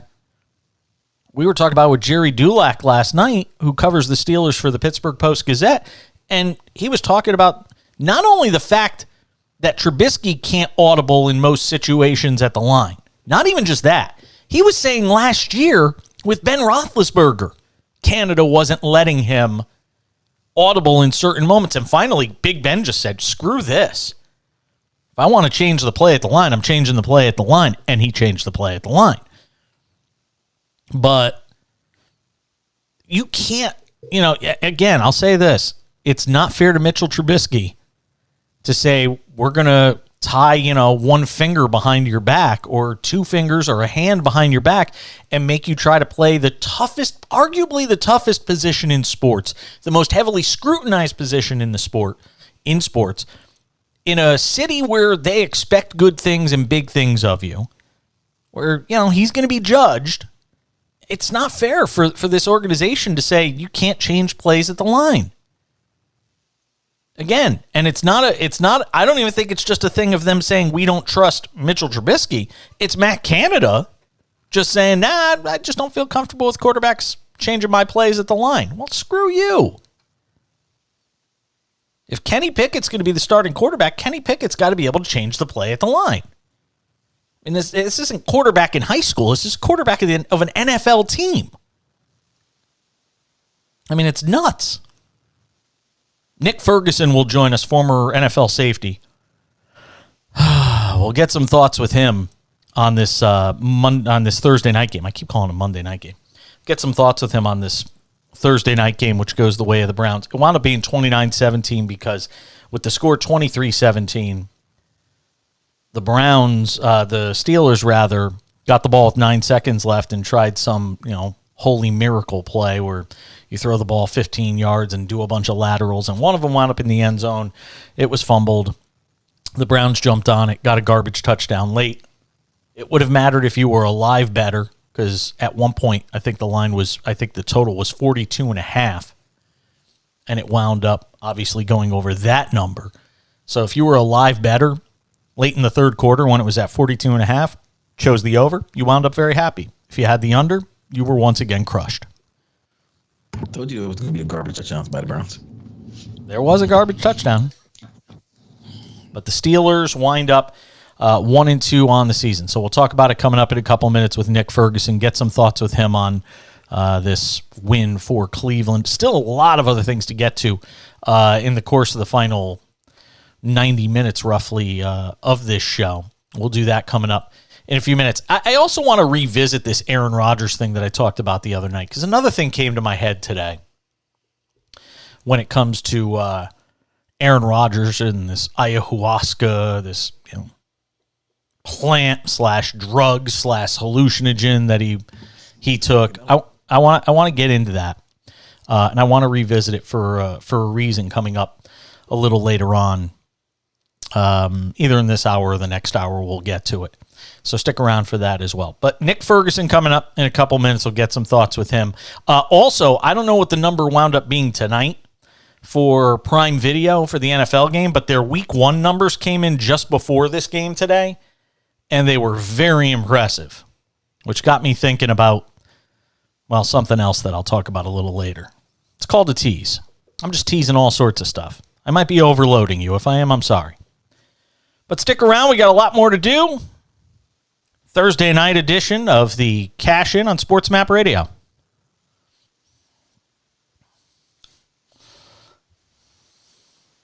All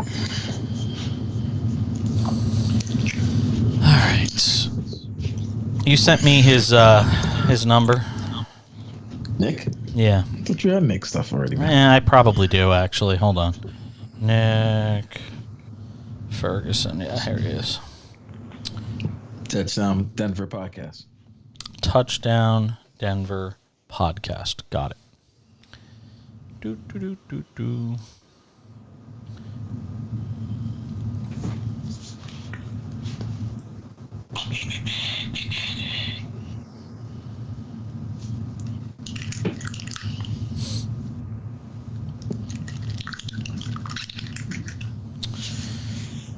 Nick Ferguson. Sad times for perverted old men. They took out. No, seriously, Sarver gone, Vincent Kennedy, McMahon gone. Like, you know. Yeah, that's true. Sins of the past is coming up, man. Coming to bite you in the ass. NFL safety. You know, all right, let me get him on the line. Hold on one second. All right, I'll talk to you after. All right. Next time.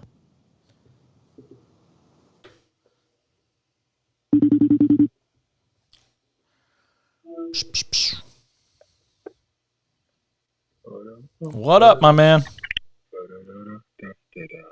Nick, you hear me? Yeah, hold on for a second. Let me make sure I got you.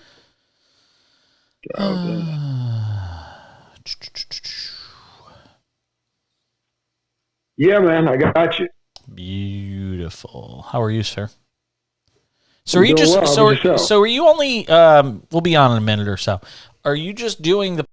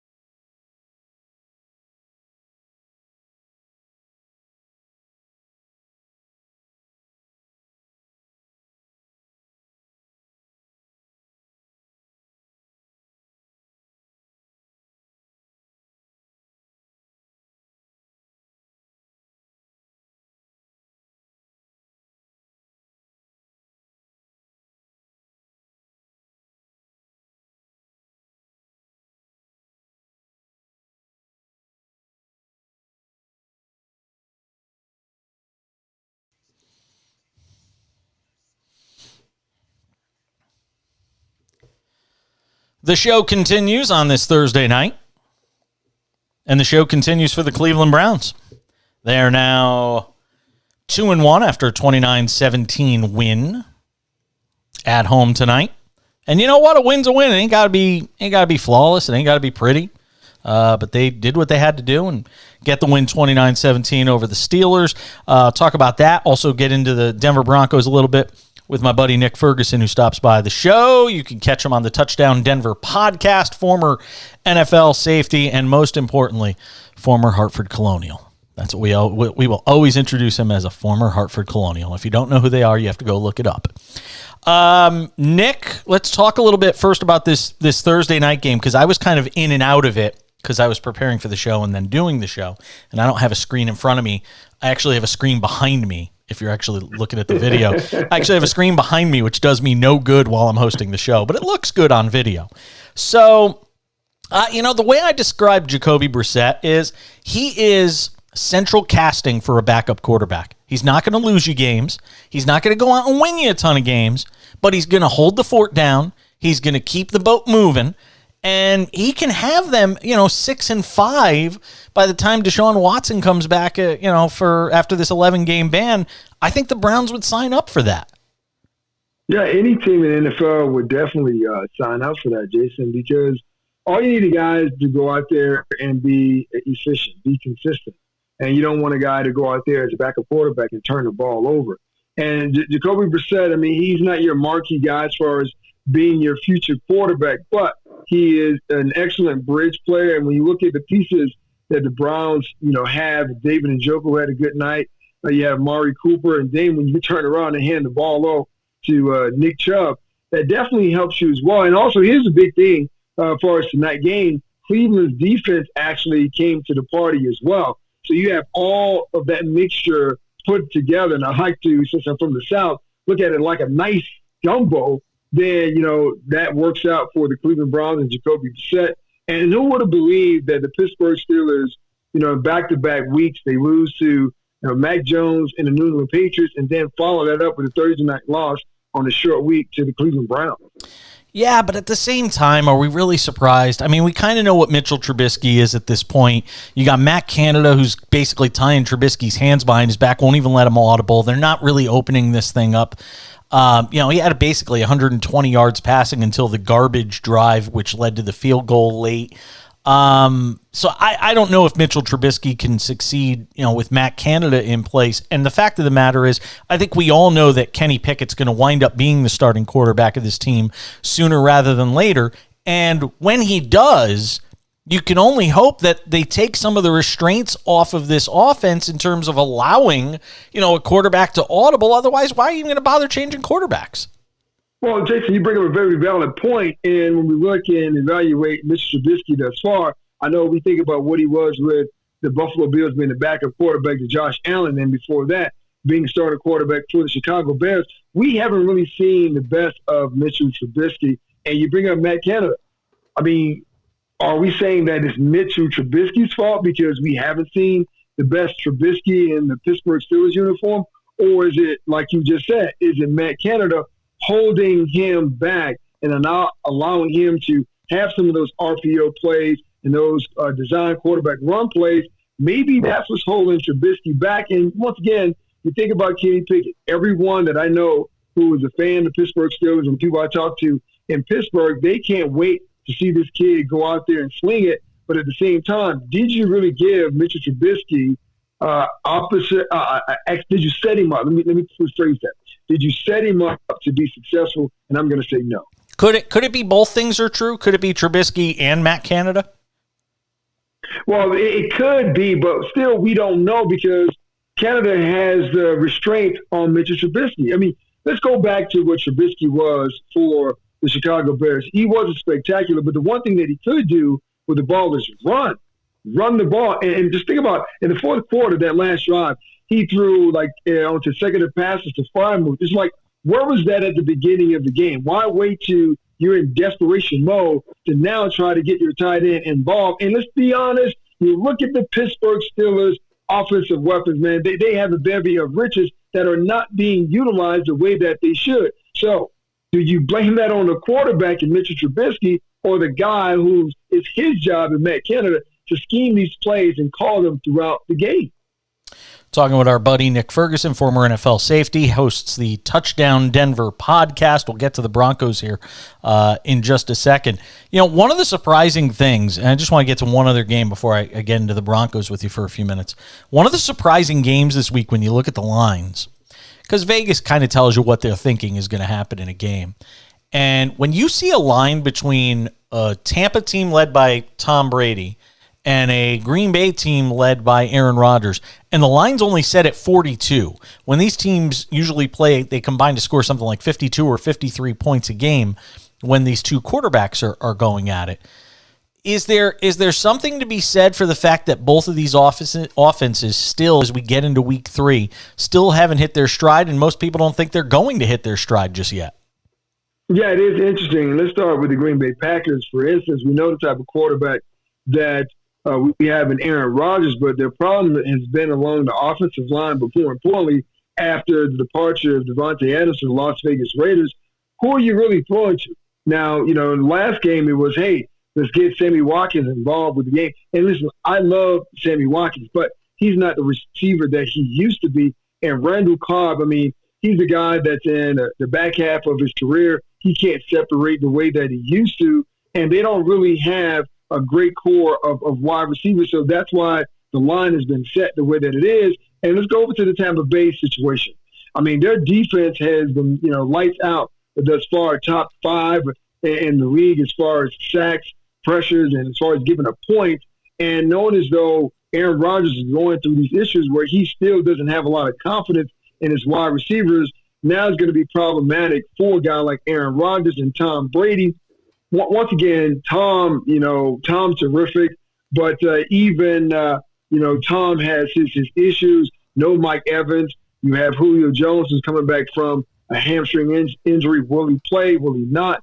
And then Chris Godwin is out of the lineup as well. So Russell Gage may be the only healthy guy. And I'm saying that, and he's still a little hampered by injuries himself. So that's why we look at the Vegas line and we see it is what it is, because these quarterbacks don't have all their weapons operating at full tempo as though we would have liked to see these two guys go at it. And I'll tell you this, Jason, I mean, could this be the last time we see the matchup between these two? Because in order to see another matchup, we would have to say, well, either team is going to go deeper in the playoffs, and maybe that's a playoff matchup. I don't think that's going to happen. Talking with Nick Ferguson here on the show, getting his thoughts on a few NFL items. All right, Denver, let's talk about them because you're right there in the belly of the beast. What's the level of anxiety amongst the fan base there right now with what they've seen in the first 2 games, and is that anxiety fair? Well, with a lot of the fans, it's panic for a lot of them because they had higher expectations because this is a quarterback-driven league. And over the past couple of years, Broncos haven't really had that quarterback that they can wave the banner and say, now we have a seat at the table. With the addition of Russell Wilson, it changed the idea of this fan base to say, well, now we're back in the mix. But we haven't really seen that in the first 2 games as far as the old saying of let Russ cook. That hasn't really happened. Broncos have moved the ball down inside the red zone, but you know the story. They haven't scored that well. The players are coming in, delay the game, and the fact that you got fans counting down the play clock to help Russell Wilson and Nathaniel Hackett, that's bad. And Boeing at the same time, all of those things are bad. But, hey, I got to give it to Nathaniel Hackett. He stood up at the podium and he took all the blame for it and said, well, I have to do a better job as far as getting the plays in. And here's the problem that I feel that is the issue. You have Justin Allen, who has the title of being the offensive coordinator. You have Nathaniel Hackett, who's the head coach, who is the offensive coordinator. What's that communication like as they're trying to figure out what to do in certain situations? And because Coach Hackett is used to being in a situation where he's scheming and he's play calling, the problem for me is being able to delegate and release the reins to Justin Allen and allow him to do his job while you do your job as a head coach and delegate it to all your coaches. Let me ask you something as a former player, a guy who's been in a lot of locker rooms, probably still knows a lot of players. How quickly is the die cast on a head coach? You know, you have the decision in week 1 that everybody basically crushed him for, where he decides to kick the 63-yard field goal instead of going for it with their $250 million quarterback. Then you have the performance in week 2. At what point does it get into the locker room and become, sort of an infected locker room with the idea that this guy just isn't the right coach, or there stops being a belief in this sort of guy? You've got sort of the opposite in New York with Brian Daboll and the Giants. Week 1, he rolls the dice. They wind up winning on the road in Tennessee. Now they beat Carolina in week 2. All of a sudden, you're turning around, and the Giants are 2-0 going into week 3 of the NFL season, which I don't think anybody had on their bingo cards. So when you talk about how quickly a locker room could get infected with negativity towards a head coach, are we near that moment? No, we're not. This is a whole different coaching staff, and I would dare say different locker room opposed to what it was over the 3 years with Vic Fangio. And all of this started pretty much in the offseason and building that rapport and relationship with your players. And having Russell Wilson in the locker room, it definitely helps in his connection with Nathaniel Hackett. So the players that I know that I've spoken to, no one has lost faith and confidence. Maybe the fan base, a portion of the fan base has, but at the end of the day, the players will always tell you it's not about the fan base. It's great when they cheer. It absolutely is awful when they boo you, but it's about those guys in the locker room, because at the end of the day, it's you guys on the field or those guys on the field that have to go out and fight tooth and nail on every position, offensively and defensively, to overcome some of the penalties. And the biggest thing that some of the guys that I've spoken to feel as though this is why they're not down on themselves and they're not down on Nathaniel Hackett, because let's think about what has happened with the Broncos in the first 2 weeks. I mean, 2 back-to-back games with over 100 yards of penalties. You can't win in any game. I don't care what quarterback you have doing those types of things. So they say, well, if we fix some of those issues, we will be okay. That'll give us extra possessions on offense, but also be drive killers for the opposition that's trying to move the ball down the field. Here's the other thing. The Broncos have been killing themselves, especially in the red zone, with the turnovers and the penalties. So the idea is that all they have to do is fix those issues, and they're in a good spot. I've only got about 60 seconds here. Give me a guy not named Russell Wilson that needs to step forward in a leadership capacity and sort of help right this ship. Well, the one guy was a great addition, I think, from the edge rusher standpoint, and that's Randy Gregory. I mean, he hasn't really shown up on the stat sheet with sacks, but he's been pressuring opposing quarterbacks, Geno being one and Davis Mills being the other. They're going to really need a huge game from him this weekend against Jimmy Garoppolo, who's been prone to make mistakes. So that's a guy who pretty much leads by example, and he's become somewhat of an emotional leader for the Broncos defense. Nick Ferguson, always outstanding. Catch him on the Touchdown Denver podcast, a former NFL safety and friend of this program. You're always welcome here, my man. We'll talk soon. I appreciate you, Jason. Have a great night. Nick Ferguson joining us on the show. We're back with more of the Cash In. We wrap up hour number 2 next on the Sports Map Radio Network.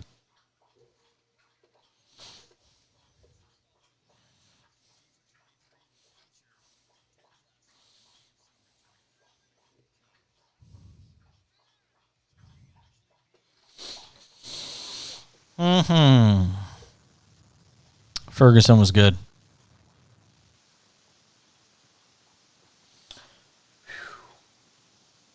I'm thirsty. I don't want another Diet Coke, though. Just water. Thanks, babe.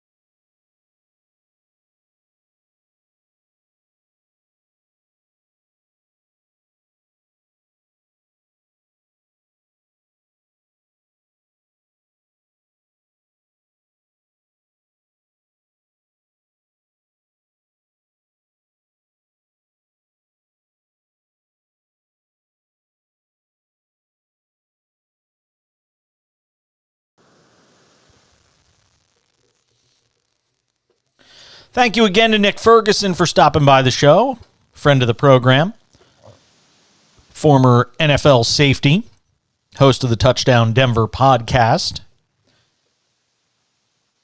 I always love telling the story of how I met Nick. I was the play-by-play voice for the Hartford Colonials in 2010, their first and only year in the United Football League, which was a short-lived league. Josh McCown was our starting quarterback, and Nick was playing on the defensive side of the ball. And I got to know him then, and terrific guy. So glad we were able to hook up with him tonight and talk a little bit about the Thursday night game, a couple of other items around the league, and the Denver Broncos. And he made a very interesting point that the guys in that locker room have not given up on Nathaniel Hackett yet. Because I asked the question, Vlad, how quickly does a locker room get infected? Is the die cast? Does it start running through the locker room that, man, this guy just ain't up for the job? Or, this just isn't the right fit or the right mix for whatever reason. And you wonder how quickly that idea permeates a locker room. And he says it hasn't yet. And he's talking to guys that are on the team. And he's made it clear he does not think it's gotten to that point yet. It doesn't even sound like it's close to that point yet. It's a little early, don't you think, Paige? I mean, I know we need things to talk about, and obviously it's new things. So it's new. It's Russell moving from Seattle to Denver, wanting to be the chef. So the Broncos not starting too well. And his questionable coaching decisions, it's going to be easy for us to talk about. It's fodder. But it's 2 weeks, man. Well, I'll tell you what was interesting that he said. I said, what's the anxiety level amongst the fan base there? He said, it ain't an anxiety level. It's pure on panic. Well, I think you have to understand that this is it's a story franchise. Sure. And it's it's also a traumatized fan base from the last several years post Peyton Manning. Quarterbacks. Yeah. Stick around. We'll continue the conversation coming up here in a couple minutes. It is a traumatized fan base in Denver. Make no mistake about it. In the next hour of the show, we'll talk about the Thursday night football ratings for Prime TV or Prime Video and something that's got me thinking about. Also, I want to revisit the Aaron Rodgers situation. I'm Jason Page. Glad you're with us on the Cash In. It's Sports Map Radio.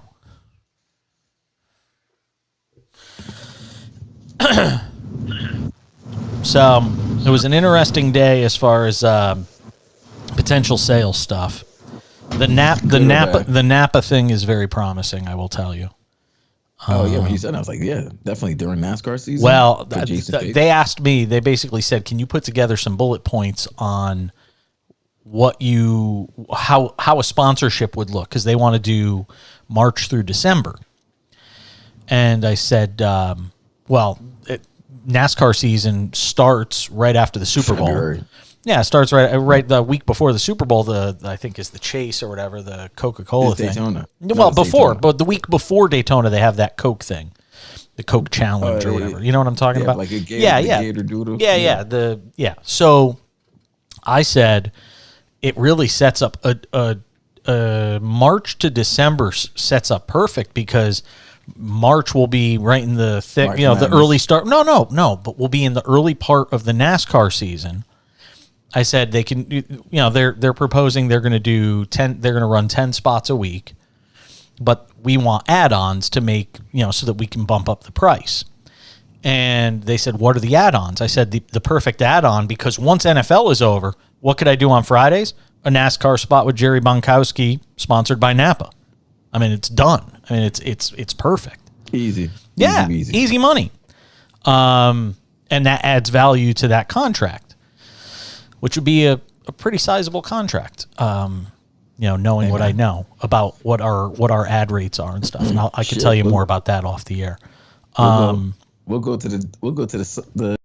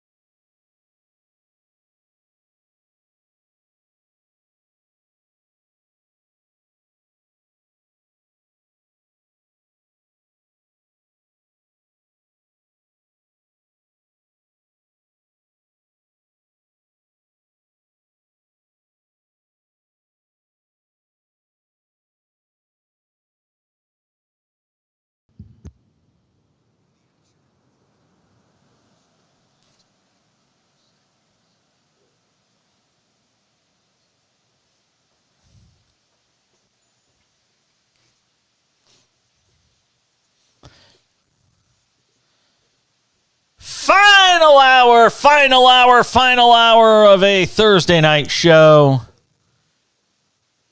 I can't believe we're almost near the end of our third week already. I'm blown away at how fast. I have always said this. When you're hosting shows, man, the time flies by. It really does. Excellent job tonight by executive producer Vladimir Louisant. John back in Houston, pushing the buttons, engineering things, making us sound as good as we can possibly sound, all things considered. Thanks to you guys for tuning in, and thanks to those guys for helping make the show so special. A lot to do in this final hour. You're welcome to chime in on the Thursday night game if you want to. We've talked a lot about that. Also, the news that Ime Udoka is suspended for the 2022-2023 Boston Celtics upcoming season. The head coach out for this year. And who knows, he may lose his job ultimately. We'll just have to wait and see. But suspended tonight, Celtics making that announcement during the Thursday night football game. Talk about trying to bury the news. I mean, the only time that would have been better was like Sunday at 1. But I don't think they could wait that long. Ime Udoka confirms once again that the thirst always wins. It's listen, it's true. I was of all the places in the world I was talking about this today. I was at the dog park. Talking about it with some people. Well, the dog park is like a bar without the alcohol. You just substitute. All you do is substitute dogs for alcohol, and that's what the dog park is in the morning. No joke. It's the same conversations, the same sort of people. Very funny. A lot of different types of characters. I'm telling you, dog parks. Have you ever been to a dog park, Vlad? Yeah, I have. All right. So. So you can appreciate it a little bit. Anyway, we'll come back and talk about this some more, and we'll get into the Thursday night game, the Ime Udoka news, the ratings for Prime Video, all sorts of fun stuff to talk about in this final hour of the Cash In on a Thursday. I'm Jason Page. Glad to have you with us on Sports Map Radio.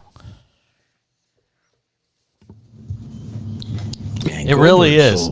The dog park is people are cruising, looking for people to hook up with. I'm telling you. Bro, you see so many condom wrappers at a dog park. It's ridiculous. Really? Oh, bro, people are fucking in the dog park. All right.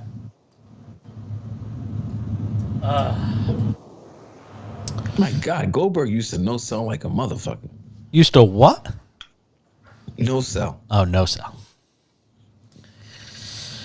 Oh, man. First up, by the way, how about the AEW new tag team champions? One of them are gay. Only the second only second title holder in either AEW or WWE to be gay. After Darren Young? Yeah. Darren Young was the first, and now he's wrestling like indie shows. The Arrival? Huh? Is it The Arrival? Yeah, The Arrival. Yeah, they got a big pop from it too. It looked like from the highlights I saw. A lot of people liked them. Yeah, I finally caught up and watched Raw tonight while I was prepping for the show. Yo, it's crazy how they're doing so well without a heavyweight champion. You mean without Roman? No, without a heavyweight title. Like, that's the thing. The USA is upset that they don't have a champion. Oh, I see what you're saying. Yeah. So that's why they've been promoting the shit out of like Bobby Lashley. Where does that end, do you think? Where does that end? Where does that run end? Well, it's gonna end soon. They're gonna forcefully strip Roman of one of the titles. Oh, really? Yeah, because the networks have been complaining. They gave him if you notice, he's been on SmackDown because Fox. They want the money from Fox. Fox giving them 8 o'clock. Yeah, no, I know, I get it. But USA's been bitching, so I think they don't want to make Roman lose bad. I was shocked. I was shocked they had Jake Paul fighting him. Apparently, no. This Logan is Paul. Logan Paul. This is all for the. Yeah, I know. Yeah, I know. But I was just surprised that was who they threw him in with. Logan Paul selling. He's big in Saudi Arabia. And who else they gonna put there that they don't want to look weak? They don't want to weaken Seth. They're not gonna weaken Drew. Yeah, it's true. It's true. And when it's, the Prince is giving you a ridiculous amount of money. I wonder what they plan to do with Braun Strowman. I think they're just gonna build them up. Because I think what's gonna happen is Roman's gonna take a break sooner or later. Got to. Even though he's scaled his schedule, I think they're gonna give him Yeah. Because you gotta figure this, he has movie stardom potential himself. Yeah, I don't think. I got to be honest. I don't think he's that good. But we're coming back. Hold on.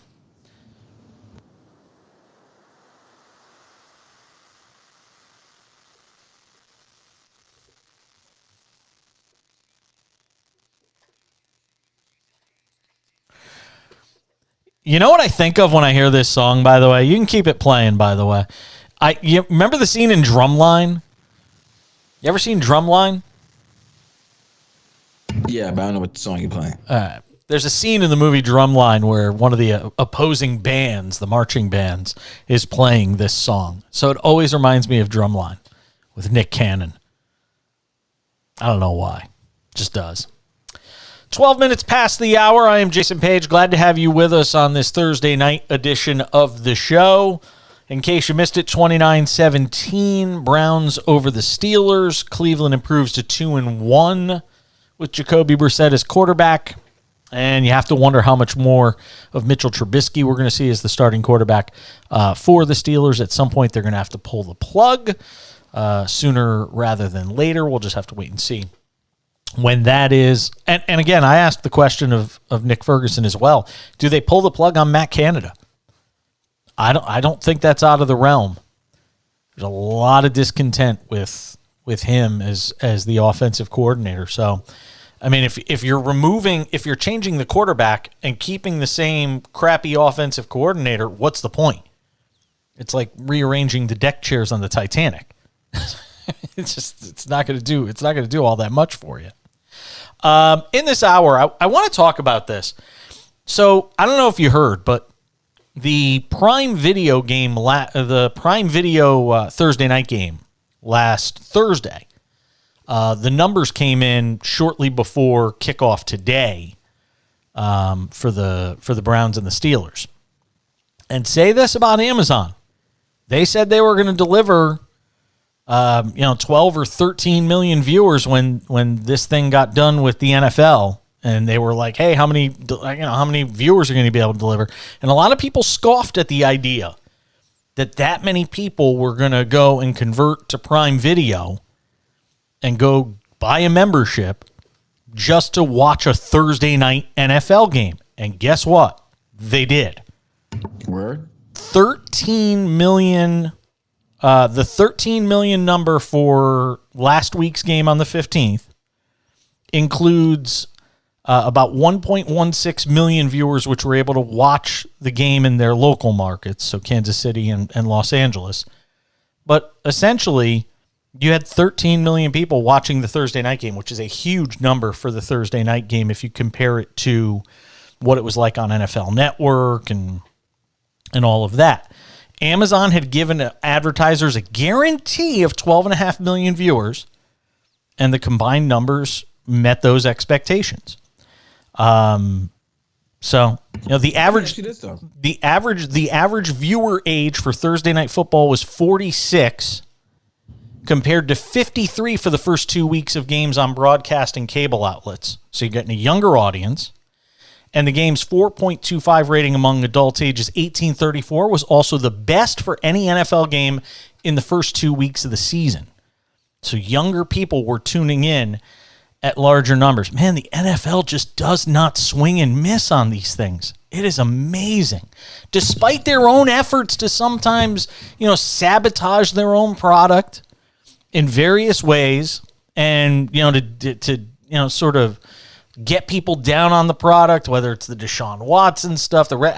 This league is bulletproof, Vlad. It's positively bulletproof. Absolutely. No matter what they do, they just succeed. They could trip and fall on crap and it's still going to come out looking like flowers. And I wonder, tonight's an interesting night because it was the Thursday night game. Okay. And you also had Fox airing the Aaron Judge, home run chase. Yeah, only loved by a certain market, and it's only going to be loved by the New York and Boston market. I'll be curious to see what kind of a national number that did, though, and if it cut into the NFL at all. It might. You said 13 million last week, right? Yeah. It may go down to maybe 10 or 9. Yeah, I don't even know if it goes down that much. And I'm just, yeah, you're right. It might not even go down as much, but they definitely beat the Yankees, Boston.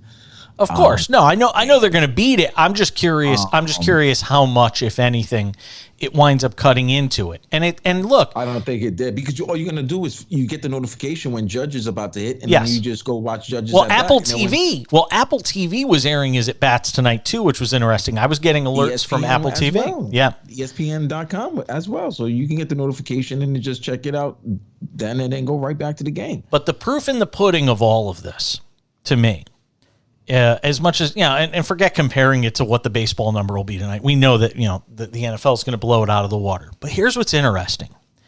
If we said we're taking the NBA Tuesday or Thursday night package off of TNT and we're putting it on Prime Video, same announcers, by the way, because keep in mind, it's not like Prime Video got slouches in terms of announcers or production quality. They got all the former NBC guys. I mean, they got a good team. So they did fine as far as that's concerned. But if I took the entire TNT broadcast, hold on. If I took the entire TNT broadcast and just transplanted it to Prime Video, you think a lot of people are going over to Prime Video and buying it for that? I don't think so. Unless you're telling me that they're able to curse and go a little bit. No, I'm talking about just the same broadcast, but on Prime Video, much like what the NFL is doing. You don't know. I don't think so, though. There's a reason why basketball's not as popular as football is. Right. But I don't even think you'd see. I think if anything, the numbers would go down. Which it shouldn't, because you'd think younger people, maybe they're tuning in. I just don't think it would work. It's just the sport of football, the way people can make money off it, the love. It's something that's embedded. It doesn't matter where you are. I mean, there's certain places in this country that football is definitely is religion. Yeah. So it transferred down to kids and moms. Yeah, no, I get it. Women are such a big proponent of the fan base now, so that's why they're not trying to lose that money from that part of the fan base. They can't do wrong. No, they really can't. Understand it. They really, they absolutely. And I don't want to understand it. No, they cannot do wrong. I'll be curious to see what the number is next week for this Thursday night game, but it took a while for these ratings to come in. And supposedly they were delayed for several days because Nielsen took its time to make sure that the actual numbers were correct.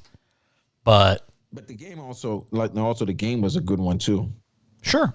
We're talking about KC Chargers. But this is and that's another reason why people think the number for this week's game might be down is the matchup, right.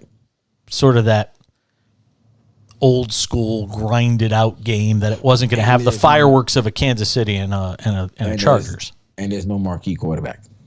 No, there's there's no argument there. Somehow played this game. I think it might have been something to see if everybody. Now the question would have been, after that 13 million viewer rating the week prior, how many people decided not to watch the game if number 4 was under center for Cleveland? That would have been interesting to watch. Yeah, would have been more eyes.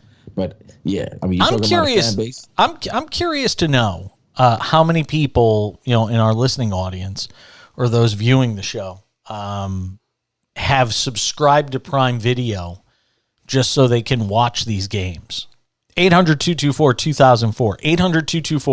800-224-2004. If you subscribed to Prime Video strictly for the purposes of watching a Thursday night NFL game, I want to talk to you. 800-224-2004. You can also tweet at the show if you want to let me know that way. At the back page, again, hit me up there on Twitter. At the back page, if you watched if you decided to subscribe to Prime Video. I already had it. So fortunately for me, I just, had to flip on Prime Video and the game is there. Because I got to tell you right now, Vlad, and look, maybe because I do this for a living, I would be forced to subscribe.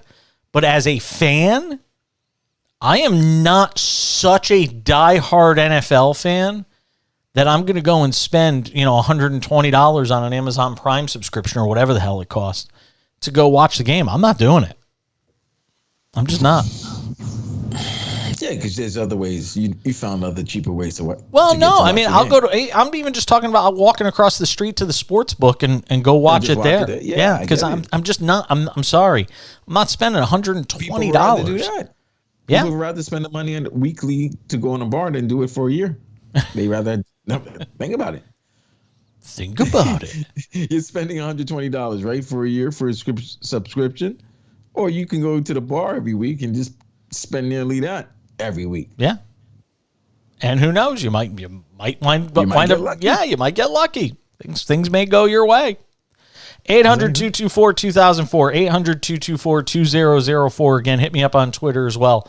At the back page if you feel so inclined. So we talked a little bit about the Prime stuff. I wanted to get into that.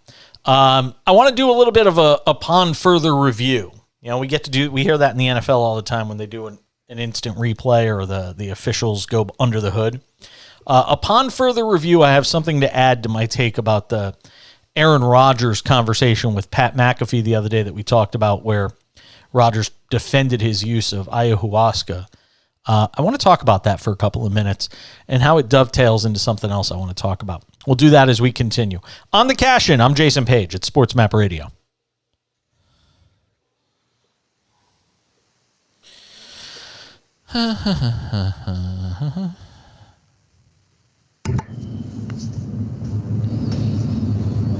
Dude, we got to figure your microphone out. It's so loud. Still?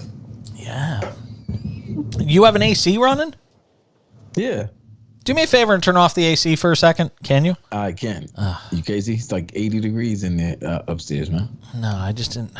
I just want to know if that's what's causing it. I think it is. Yeah, I think it is too. Yeah, look at this now. Apple and the NFL have agreed to a halftime show. Apple and the NFL? Apple Music. Apple Music? To be the sponsor of the NFL halftime show.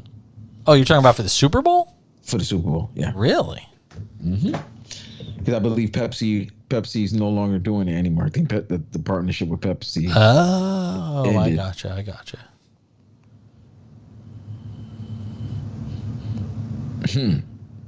I think that's the beginning of the Apple deal for the NFL ticket. Could be. Yep. NFL's announcing Apple Music as a new partner for the Super Bowl halftime show. Oh, Nick Costos responded. He said, one of the scores needs to be a touchdown, and you're close to the end zone, and it's a 4th and 1. If you score the TD, you don't need to go as far for the field goal and need the time. You always try and score the touchdown first if you can. So it must have been what you were thinking. 4.5. Had to be the 4.5. It's a 4.5. Come on, man. Yeah, it had to be the 4.5.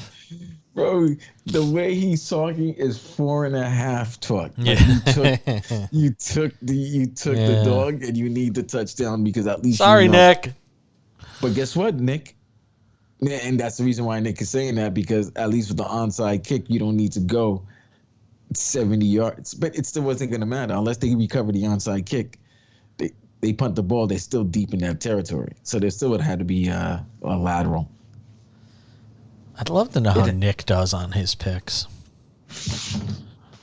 What are you, 6-3? 7-3 we gave you?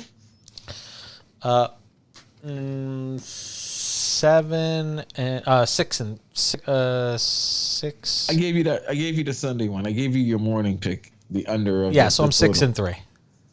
No, I gave you that one. So you said 7. No, is it because I've picked 4 games last week and 5 this week? Yeah, you're 6 and 3. Yeah. 6 and 3. So you're 66%. There you go. I'm Jason Page, and I'm hitting at 67% in the first 2 weeks of the NFL season. God. Nobody's harder than me. Hold tight. We're coming Calm back. down.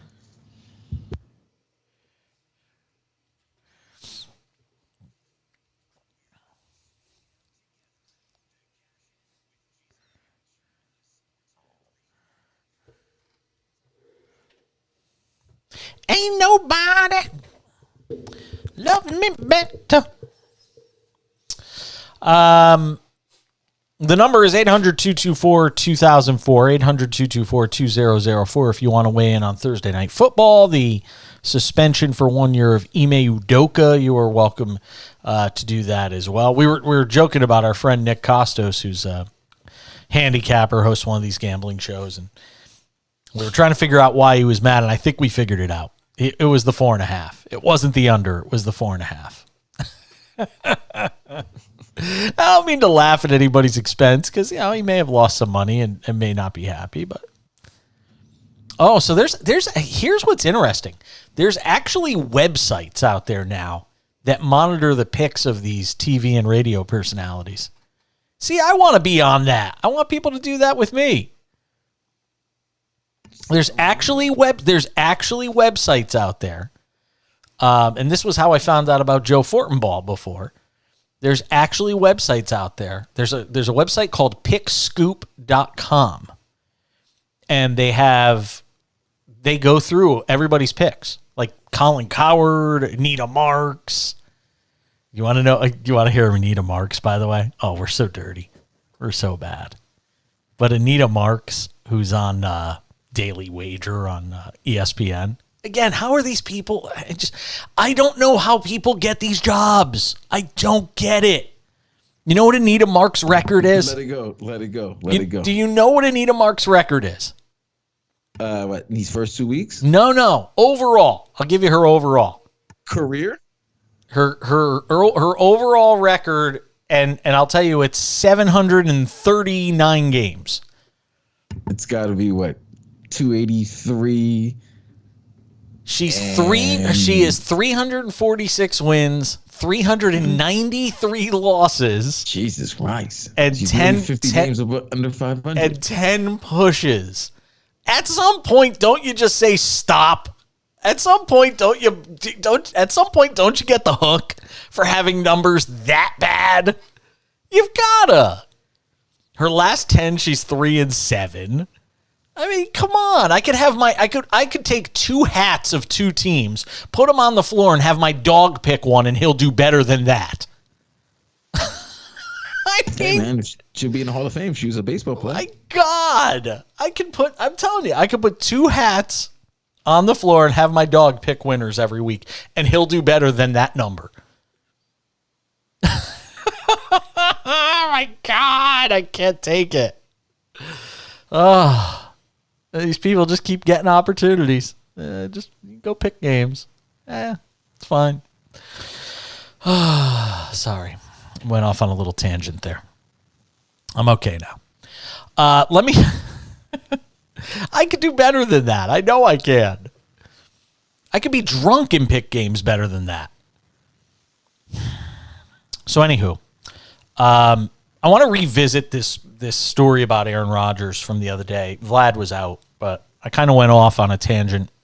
I led the show off with this thing about Aaron Rodgers and ayahuasca, this plant that he used, and it's got hallucinogenic effects, and he credits it for winning 2 Super Bowls. And I'm not going to revisit the whole thing I talked about the other day. MVPs. He hasn't won 2 Super Bowls. Yeah, 2 MVPs. Sorry. Yeah. But I went off on it, and then I actually started thinking about it today. He's on with Pat McAfee bragging about his use of this stuff, and he's so much smarter than everybody else, so it's fine. Okay, great, whatever. But here's what I was thinking about tonight as I was sitting here. What if that was Lamar Jackson? What if it was Lamar Jackson in that interview and talking about the use of some chemical substance, something in a in a liquid form and using all these weird things. What if it was Lamar Jackson? What if it was, I don't know. What if it was Justin Fields? Nah, Justin Fields wouldn't be fair. I want to give me a black quarterback that's been successful. Why don't you say, what if it was a black quarterback? Yeah, no, but I want it to be a successful black quarterback because Patrick Mahomes. Yeah, what if it was Patrick Mahomes? Exactly. What if it was Patrick Mahomes? Do you think the reaction around the sports universe would be the same? Hell no. You know damn well it wouldn't be the same. People would be blowing a gasket at the idea that a black man is using chemical substances. Oh, see? You can't trust that guy to be your quarterback. Huh. You know as well as I do, that would be the immediate argument that would come out. Hell, Kyler Murray plays video games and they almost put a clause in his contract because of it. I mean, bro, do you even have to go any further than today or the past 20 hours? Ime Udoka has a consensual. Well, I think some of that. I think what Kurt Heelan said is valid. I think some of this is a snap overreaction to what happened with the Suns. And he brought up a good point. Somebody in the front office for the T-Wolves last year got canned for doing something similar. I'm not talking about the NBA. I'm just talking about a black man. No, but just the news. Sure. Brett Favre stole millions from a state. Oh my God. And that actually leads me there too. Yeah. Nope. Of the major outlets has even brought this or mentioned this. Well, I have to correct you on that. Okay. Maybe they have mentioned it, but then hasn't done a in-depth or because I watched ESPN. I watched ESPN. Might have been yesterday. Might have been the day before, and they did an outside the lines thing. They have outside the lines on in the middle of the day. Yeah, but that's the thing outside the line does. I'm talking about right. Like, have you seen First Take? Have you seen Get Up? Have you seen Well, I don't watch those shows because I can't stand Stephen A. and Greeny grates on me. So, but if you've watched it, you would know. Of course, I'm gonna watch. Yeah, Stephen A's my guy. Yeah, he's not mine. Well, but that's okay. He doesn't have to be. It's not everybody's cup of tea. I'm sure I'm not everybody's cup of tea. But like you're saying, I think it's valid. But they haven't mentioned it, and this is something that should be mentioned. And I don't. And we talked about this earlier. For those who listened to the stream during the break, it's really shocking to me how Brett Favre always gets away with these. Yeah. With any scandal, he gets away with it. He's Teflon. He's Teflon. Teflon bread. Like they don't absolutely. Whether it's showing, pics, sending pics, popping perks, whatever, popping pills. He was the original massage. He was the original dirty massage guy. He gets away with it. And that was. And by the way, it was dirty massage from somebody that worked for the team, wasn't it? If I'm not mistaken. I'm not trying to remember Brett Favre getting massages. Yeah, I'm just saying, we've come a long way as a society in the last 10 years. We now think, getting naughty massages or coercing women into them is a bad thing. But like I said, replace Aaron Rodgers touts the, benefits of ayahuasca and getting stoned basically. You go and replace the name Aaron Rodgers with Patrick Mahomes or Lamar Jackson and see how much the narrative on that story changes. It changes drastically, and you know it. And don't say it doesn't because you're lying to yourself. If either of those two guys was sitting there talking about getting stoned in Nicaragua, come on. You know it wouldn't be treated the same way. But Aaron Rodgers, he went to Berkeley. And he's hosted Jeopardy, and he's so smart, and he's so articulate, and blah, blah, blah, blah, blah. I thought Colin Cowherd made a very good point. I don't know if I necessarily agree about this pertaining to all athletes, but Colin said something interesting, and I think he's right. He said, look, you look at guys that are married, they're not pulling that crap. It's the single guy. It's the guy that has nobody to answer to. Doesn't have to go home at night and, deal with the wife and kids and all that stuff. Hey, it's a very valid point that he brings up. When did Big Ben get his life turned around? Well, when he probably had to. Once he got into a relationship. Yeah. How many more bathrooms you gonna be blocking? Oh, look at this! The segment's ending. We're coming back with more of the cash in.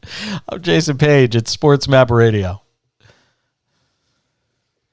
What are you talking about? Listen, you already see. He only had one more strike. With, that was about to get ugly.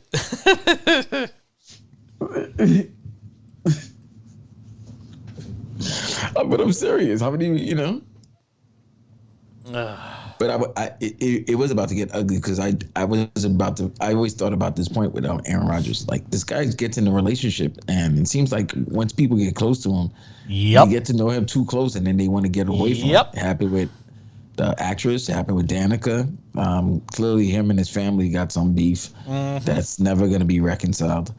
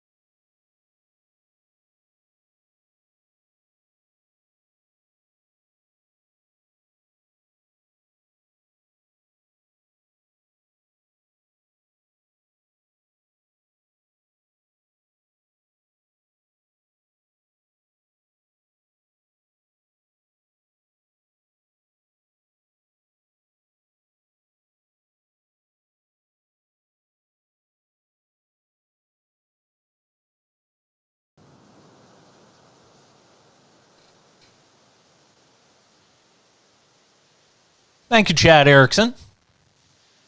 20 minutes till the top of the hour. I'm Jason Page. Boom, boom, boom, boom, boom. Along with executive producer Vladimir Lewisant. John back in Houston, pushing all the buttons at Master Control. Interesting night. We learned that Ime Udoka has been suspended for the entire upcoming season. So that has certainly made a lot of news, got a lot of people talking. We talked a bit about Aaron Rodgers and why I think there's a bit of a double standard in how we treat athletes that talk about the sorts of things that he has talked about. Look, even Kyrie, who I think is out of his bloody mind, Aaron Rodgers ain't that far off in some of the crap that he spouts from Kyrie Irving. And Kyrie Irving's basically a pariah.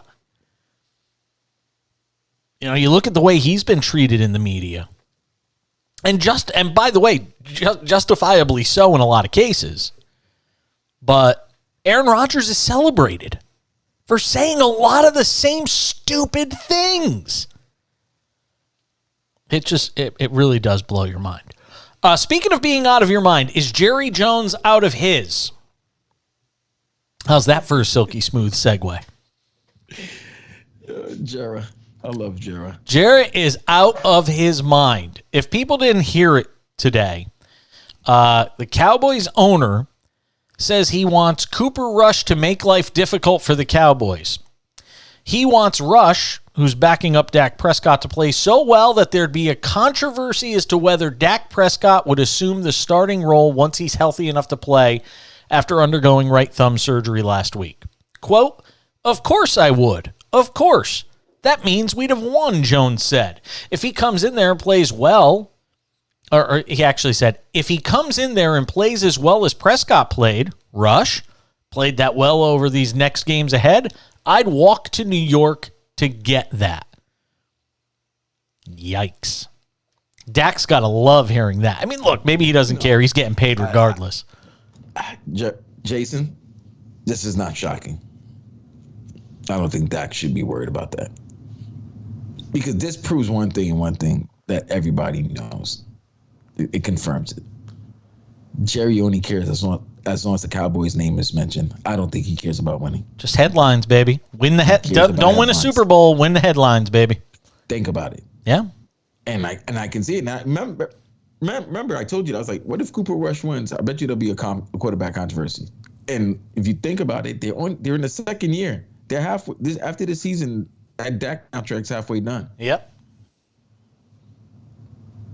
And I don't know if there's any carve outs in there where they can get out of having to pay the whole thing, or if there's any. I don't think they need to. This is the second season, so going to that third season, you got to figure it's going to be, hey, are they going to give Dak a contract extension, or are they going to let him go into that final year of that contract? Or you find somebody that wants a quarterback and you trade him. And that's another thing. You know that there's always a team that thinks they're a starting quarterback away from winning a championship. They're going to try to do the Brady Stafford. Unfortunately, the Colts tried to do that with Matt Ryan. It's not starting off too well, but look at forget the Matt Ryan thing. I think we know the direction that's going. But as Jones talked about, this whole idea of, hey, a controversy would be great. People started writing about 2016, where Dak was the rookie 4th round pick, filled in for Tony Romo, who got hurt in the preseason. And then the Cowboys won 11 straight games. Romo never got back his starting job. Is there a similarity? And Jones said, well, I don't know that. You can't find on record where I said I thought Dak Prescott could do it when he stepped in and had the chance to do that, but he did it. Damn, that's nasty. He's saying, I never said that about Dak, but I'm saying this about Cooper. I think he could do it. It's amazing. Yeah, okay, I didn't know about that part. That part is nasty. Who do you like? Who do you like in that Giants-Cowboys game this week? I'm not going to hold you to it, but who do you like? You like the Giants? Mm-hmm.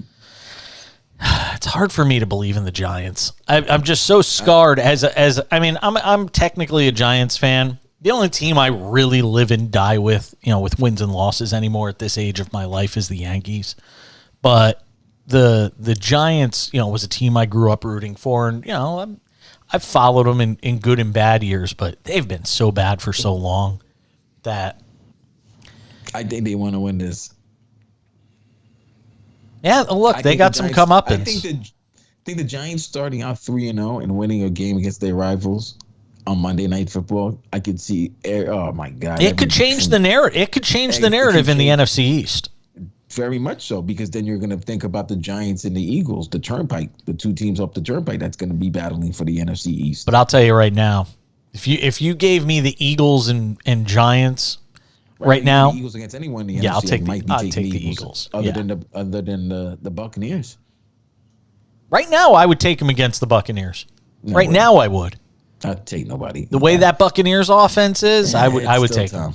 I get it, but right now, the way that Eagles defense is performing, And by the way, when we were talking about Aaron Rodgers earlier, about him saying, the difference between a single guy and a married guy, Tom ain't looking terrific right now being married, is he? Still 2-0. Okay, then. But he's the one quarterback who's 2-0, and it's not too happy. No, he's still throwing Surface Pros around. Quarterback that regrets going home after, and he's 2-0. Well, did you see the story? Not to veer too far afield here. Did you see the story about what he did with the 11-day layoff he took during training camp?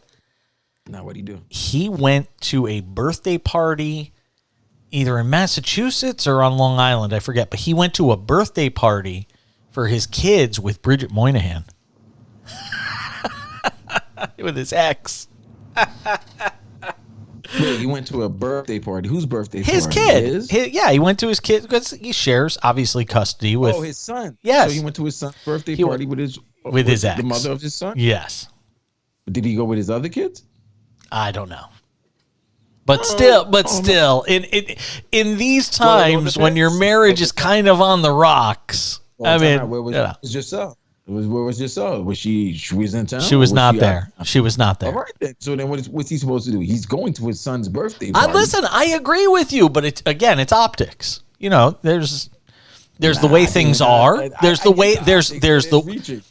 way things are, and there's the way things look. I think that's reaching. That's reaching.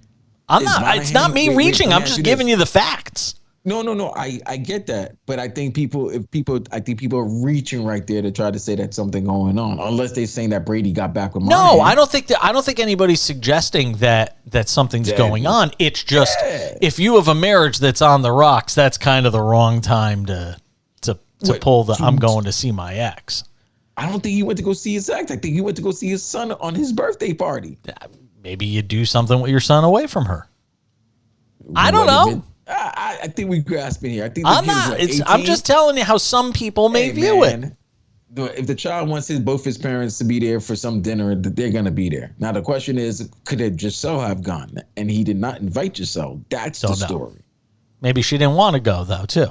Or maybe she didn't want to go. That's the story. But the story of them being there for their child's birthday, that's not a story. Now, if they were together and there was no child, that's a story. Remember the other night I was not laughing, but commenting on the fact that Colton Wong was 5'7"? Yeah, for the Brewers. Colton Wong hit 3 home runs tonight. Yeah, go ahead. Like I told you, go tell him he's 5'7". Knock you out. 5'7", he hit 3 home runs tonight. Wait a minute. Wait, time out. Why are you making fun of a guy who's 5'7"? There are not a lot of big. Jose Altuve. He's like 5'9", I think. But Altuve is now 5'9". Hey Google, how tall is Jose Altuve? Jose Altuve is 5 feet 6 inches tall. Wow, he's 5'6". This guy's giving this guy 3 inches. What's wrong with you, man? Pause. Hey man, some men would be, never mind. You know what? 5 foot. So he's 5'7" though, and he hit 3 home runs. Altuve's power has never made sense to me. Mm-hmm. Other than taking the juice, I can never explain how somebody that size has that much power. Must have a hell of a core, man. But Colton Wong, career high 3 home runs tonight. Milwaukee is doing everything they can to play spoiler in that wild card race over in the National League. They beat Cincinnati tonight 5-1, and they are now in the National League wild card standings. They're 3 back on the loss side of Philly, 2.5 back total, and still very much in the thick of that wild card race right now. It ain't over. Ain't over for them. It's not over for the Orioles, who won tonight as well. Baltimore's won a couple in a row. They're just 4 out with 14 to play, 13 to play, whatever it is. So still some things to be decided as far as the American League is concerned. By the way, American League Central, the White Sox have just fallen apart here, and they lost games at the wrong time to the wrong team. They've been getting beat up by Cleveland, and it's just about done now. It's a wrap in the AL Central. You got Cleveland up 7 on the White Sox, so it's just about a wrap there, and Be probably the final season for Tony La Russa in Chicago with the White Sox. And who knows, Miguel Cairo might be the next manager of the White Sox. So how would this go? So the Yankees and the Astros would get the top two. They would be the top two seeds, and they would have the week off. And yes. What Toronto would play. Cleveland would play Seattle, and Toronto would play Tampa Bay. It would go on October 7th. So I have the actual schedule right in front of me. If the season ended today, if the season ended today, Wild Card A would play Wild Card B on October 7th. So that gets us to Toronto would play Tampa Bay. So talk about a long layoff. I mean, the season ends on Sunday the 2nd, I think. Yeah. So the first wild card, the first wild card games aren't until the 7th. I thought, part of being a wild card was you had 3-game series. Well, I thought part of it was you had to turn around and play quickly. No, I thought so too, but they're not doing the 1-game wild card. They're doing a 3-game. No, series. I get the 3-game thing, but I just thought the series would start sooner. But I don't know. Yeah. So wild card A. So wild card A plays wild card B on the 7th, and then you get the divisional series starting on the 11th. My God, the Yankees are going to have like 2 weeks off. Wait, but okay, hold on. You're still not answering me the question. Yeah, you I'm said sorry. Wild card A would play wild card B. That's cool. But there's 7 teams, right? There's 6 teams. Yeah, the divisional series will be the AL lower wild card winner at the top AL division winner. So so the Yankees basically will get Cleveland, and the Astros will get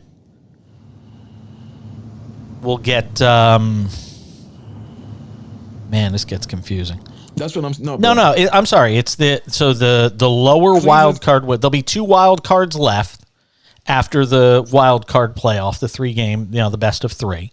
So the lower winner will play against the Astros. The higher wild card winner will play against the second. Yeah, will play against division winner number 2, which would be the Yankees. So as of right now, the season ended today. Where are they? Cleveland. That makes Cleveland no would play sense. Seattle, and Toronto would play Tampa Bay. I don't know. Now I'm totally confused looking at this. Yeah, that's what it is, folks. So if the season ended today in the American League, Cleveland would play. Oh, hold Seattle. on! I got to. You know what? Now it makes sense. I got the pictures in front of me. Now I've got the actual bracket in front of me. Let's take a quick time out. I'll come back. I have the bracket in front of me of what the actual postseason would look like. So we'll be able to go through this to finish out the show. Stay with us. I'm Jason Page. That's executive producer Vlad. We're back with more of the Cash In on the Sports Map Radio Network. So right now it would be Seattle, Cleveland in one wild card series. Toronto, Tampa in the other. Toronto, Tampa in the other. The winner of Seattle, Cleveland plays the Yankees. The winner of Tampa Bay, Toronto. The winner of Tampa Bay, Toronto plays Houston. There you go. Which is great, to be quite honest, because you would rather, you actually rather be the second best record to play there are Cleveland. people that think the Yankees intentionally did it this way. I don't think they did, but there are people that think the Yankees wanted to be the 2 seed. Well, yeah, you don't want to play a team that you've played 19 times already that knows you very well. Come play you again. Yep. And they will own Cleveland. Seattle scares me though. But they still own Seattle. Seattle doesn't really scare you. Seattle scares me. Seattle doesn't because you're gonna get Castillo twice. Right, but you can get Cole. Cole sucks. Stop. Cole's terrible. Cole's terrible. Cortez is I'm just telling you, man. Castillo twice is daunting. Ain't that daunting? That's a best of. That would be a best of 5 division series, and then best of 7 for the LCS.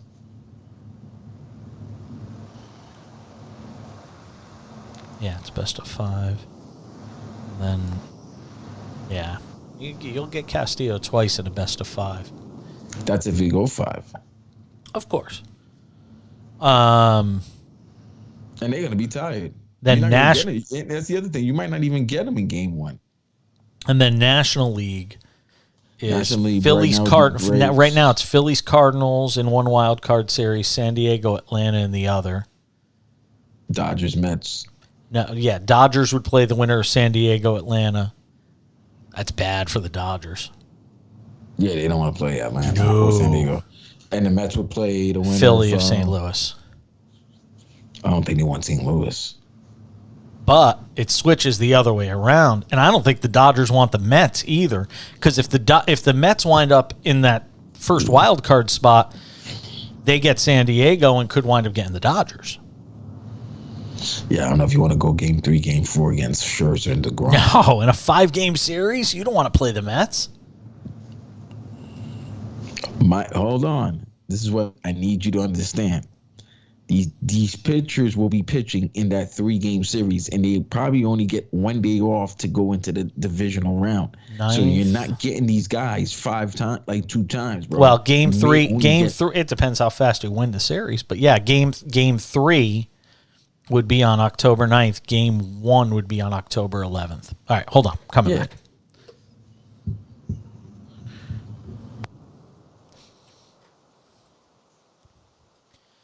Getting set to put the wraps on this show. All right, real quick, because there was some confusion on the postseason picture.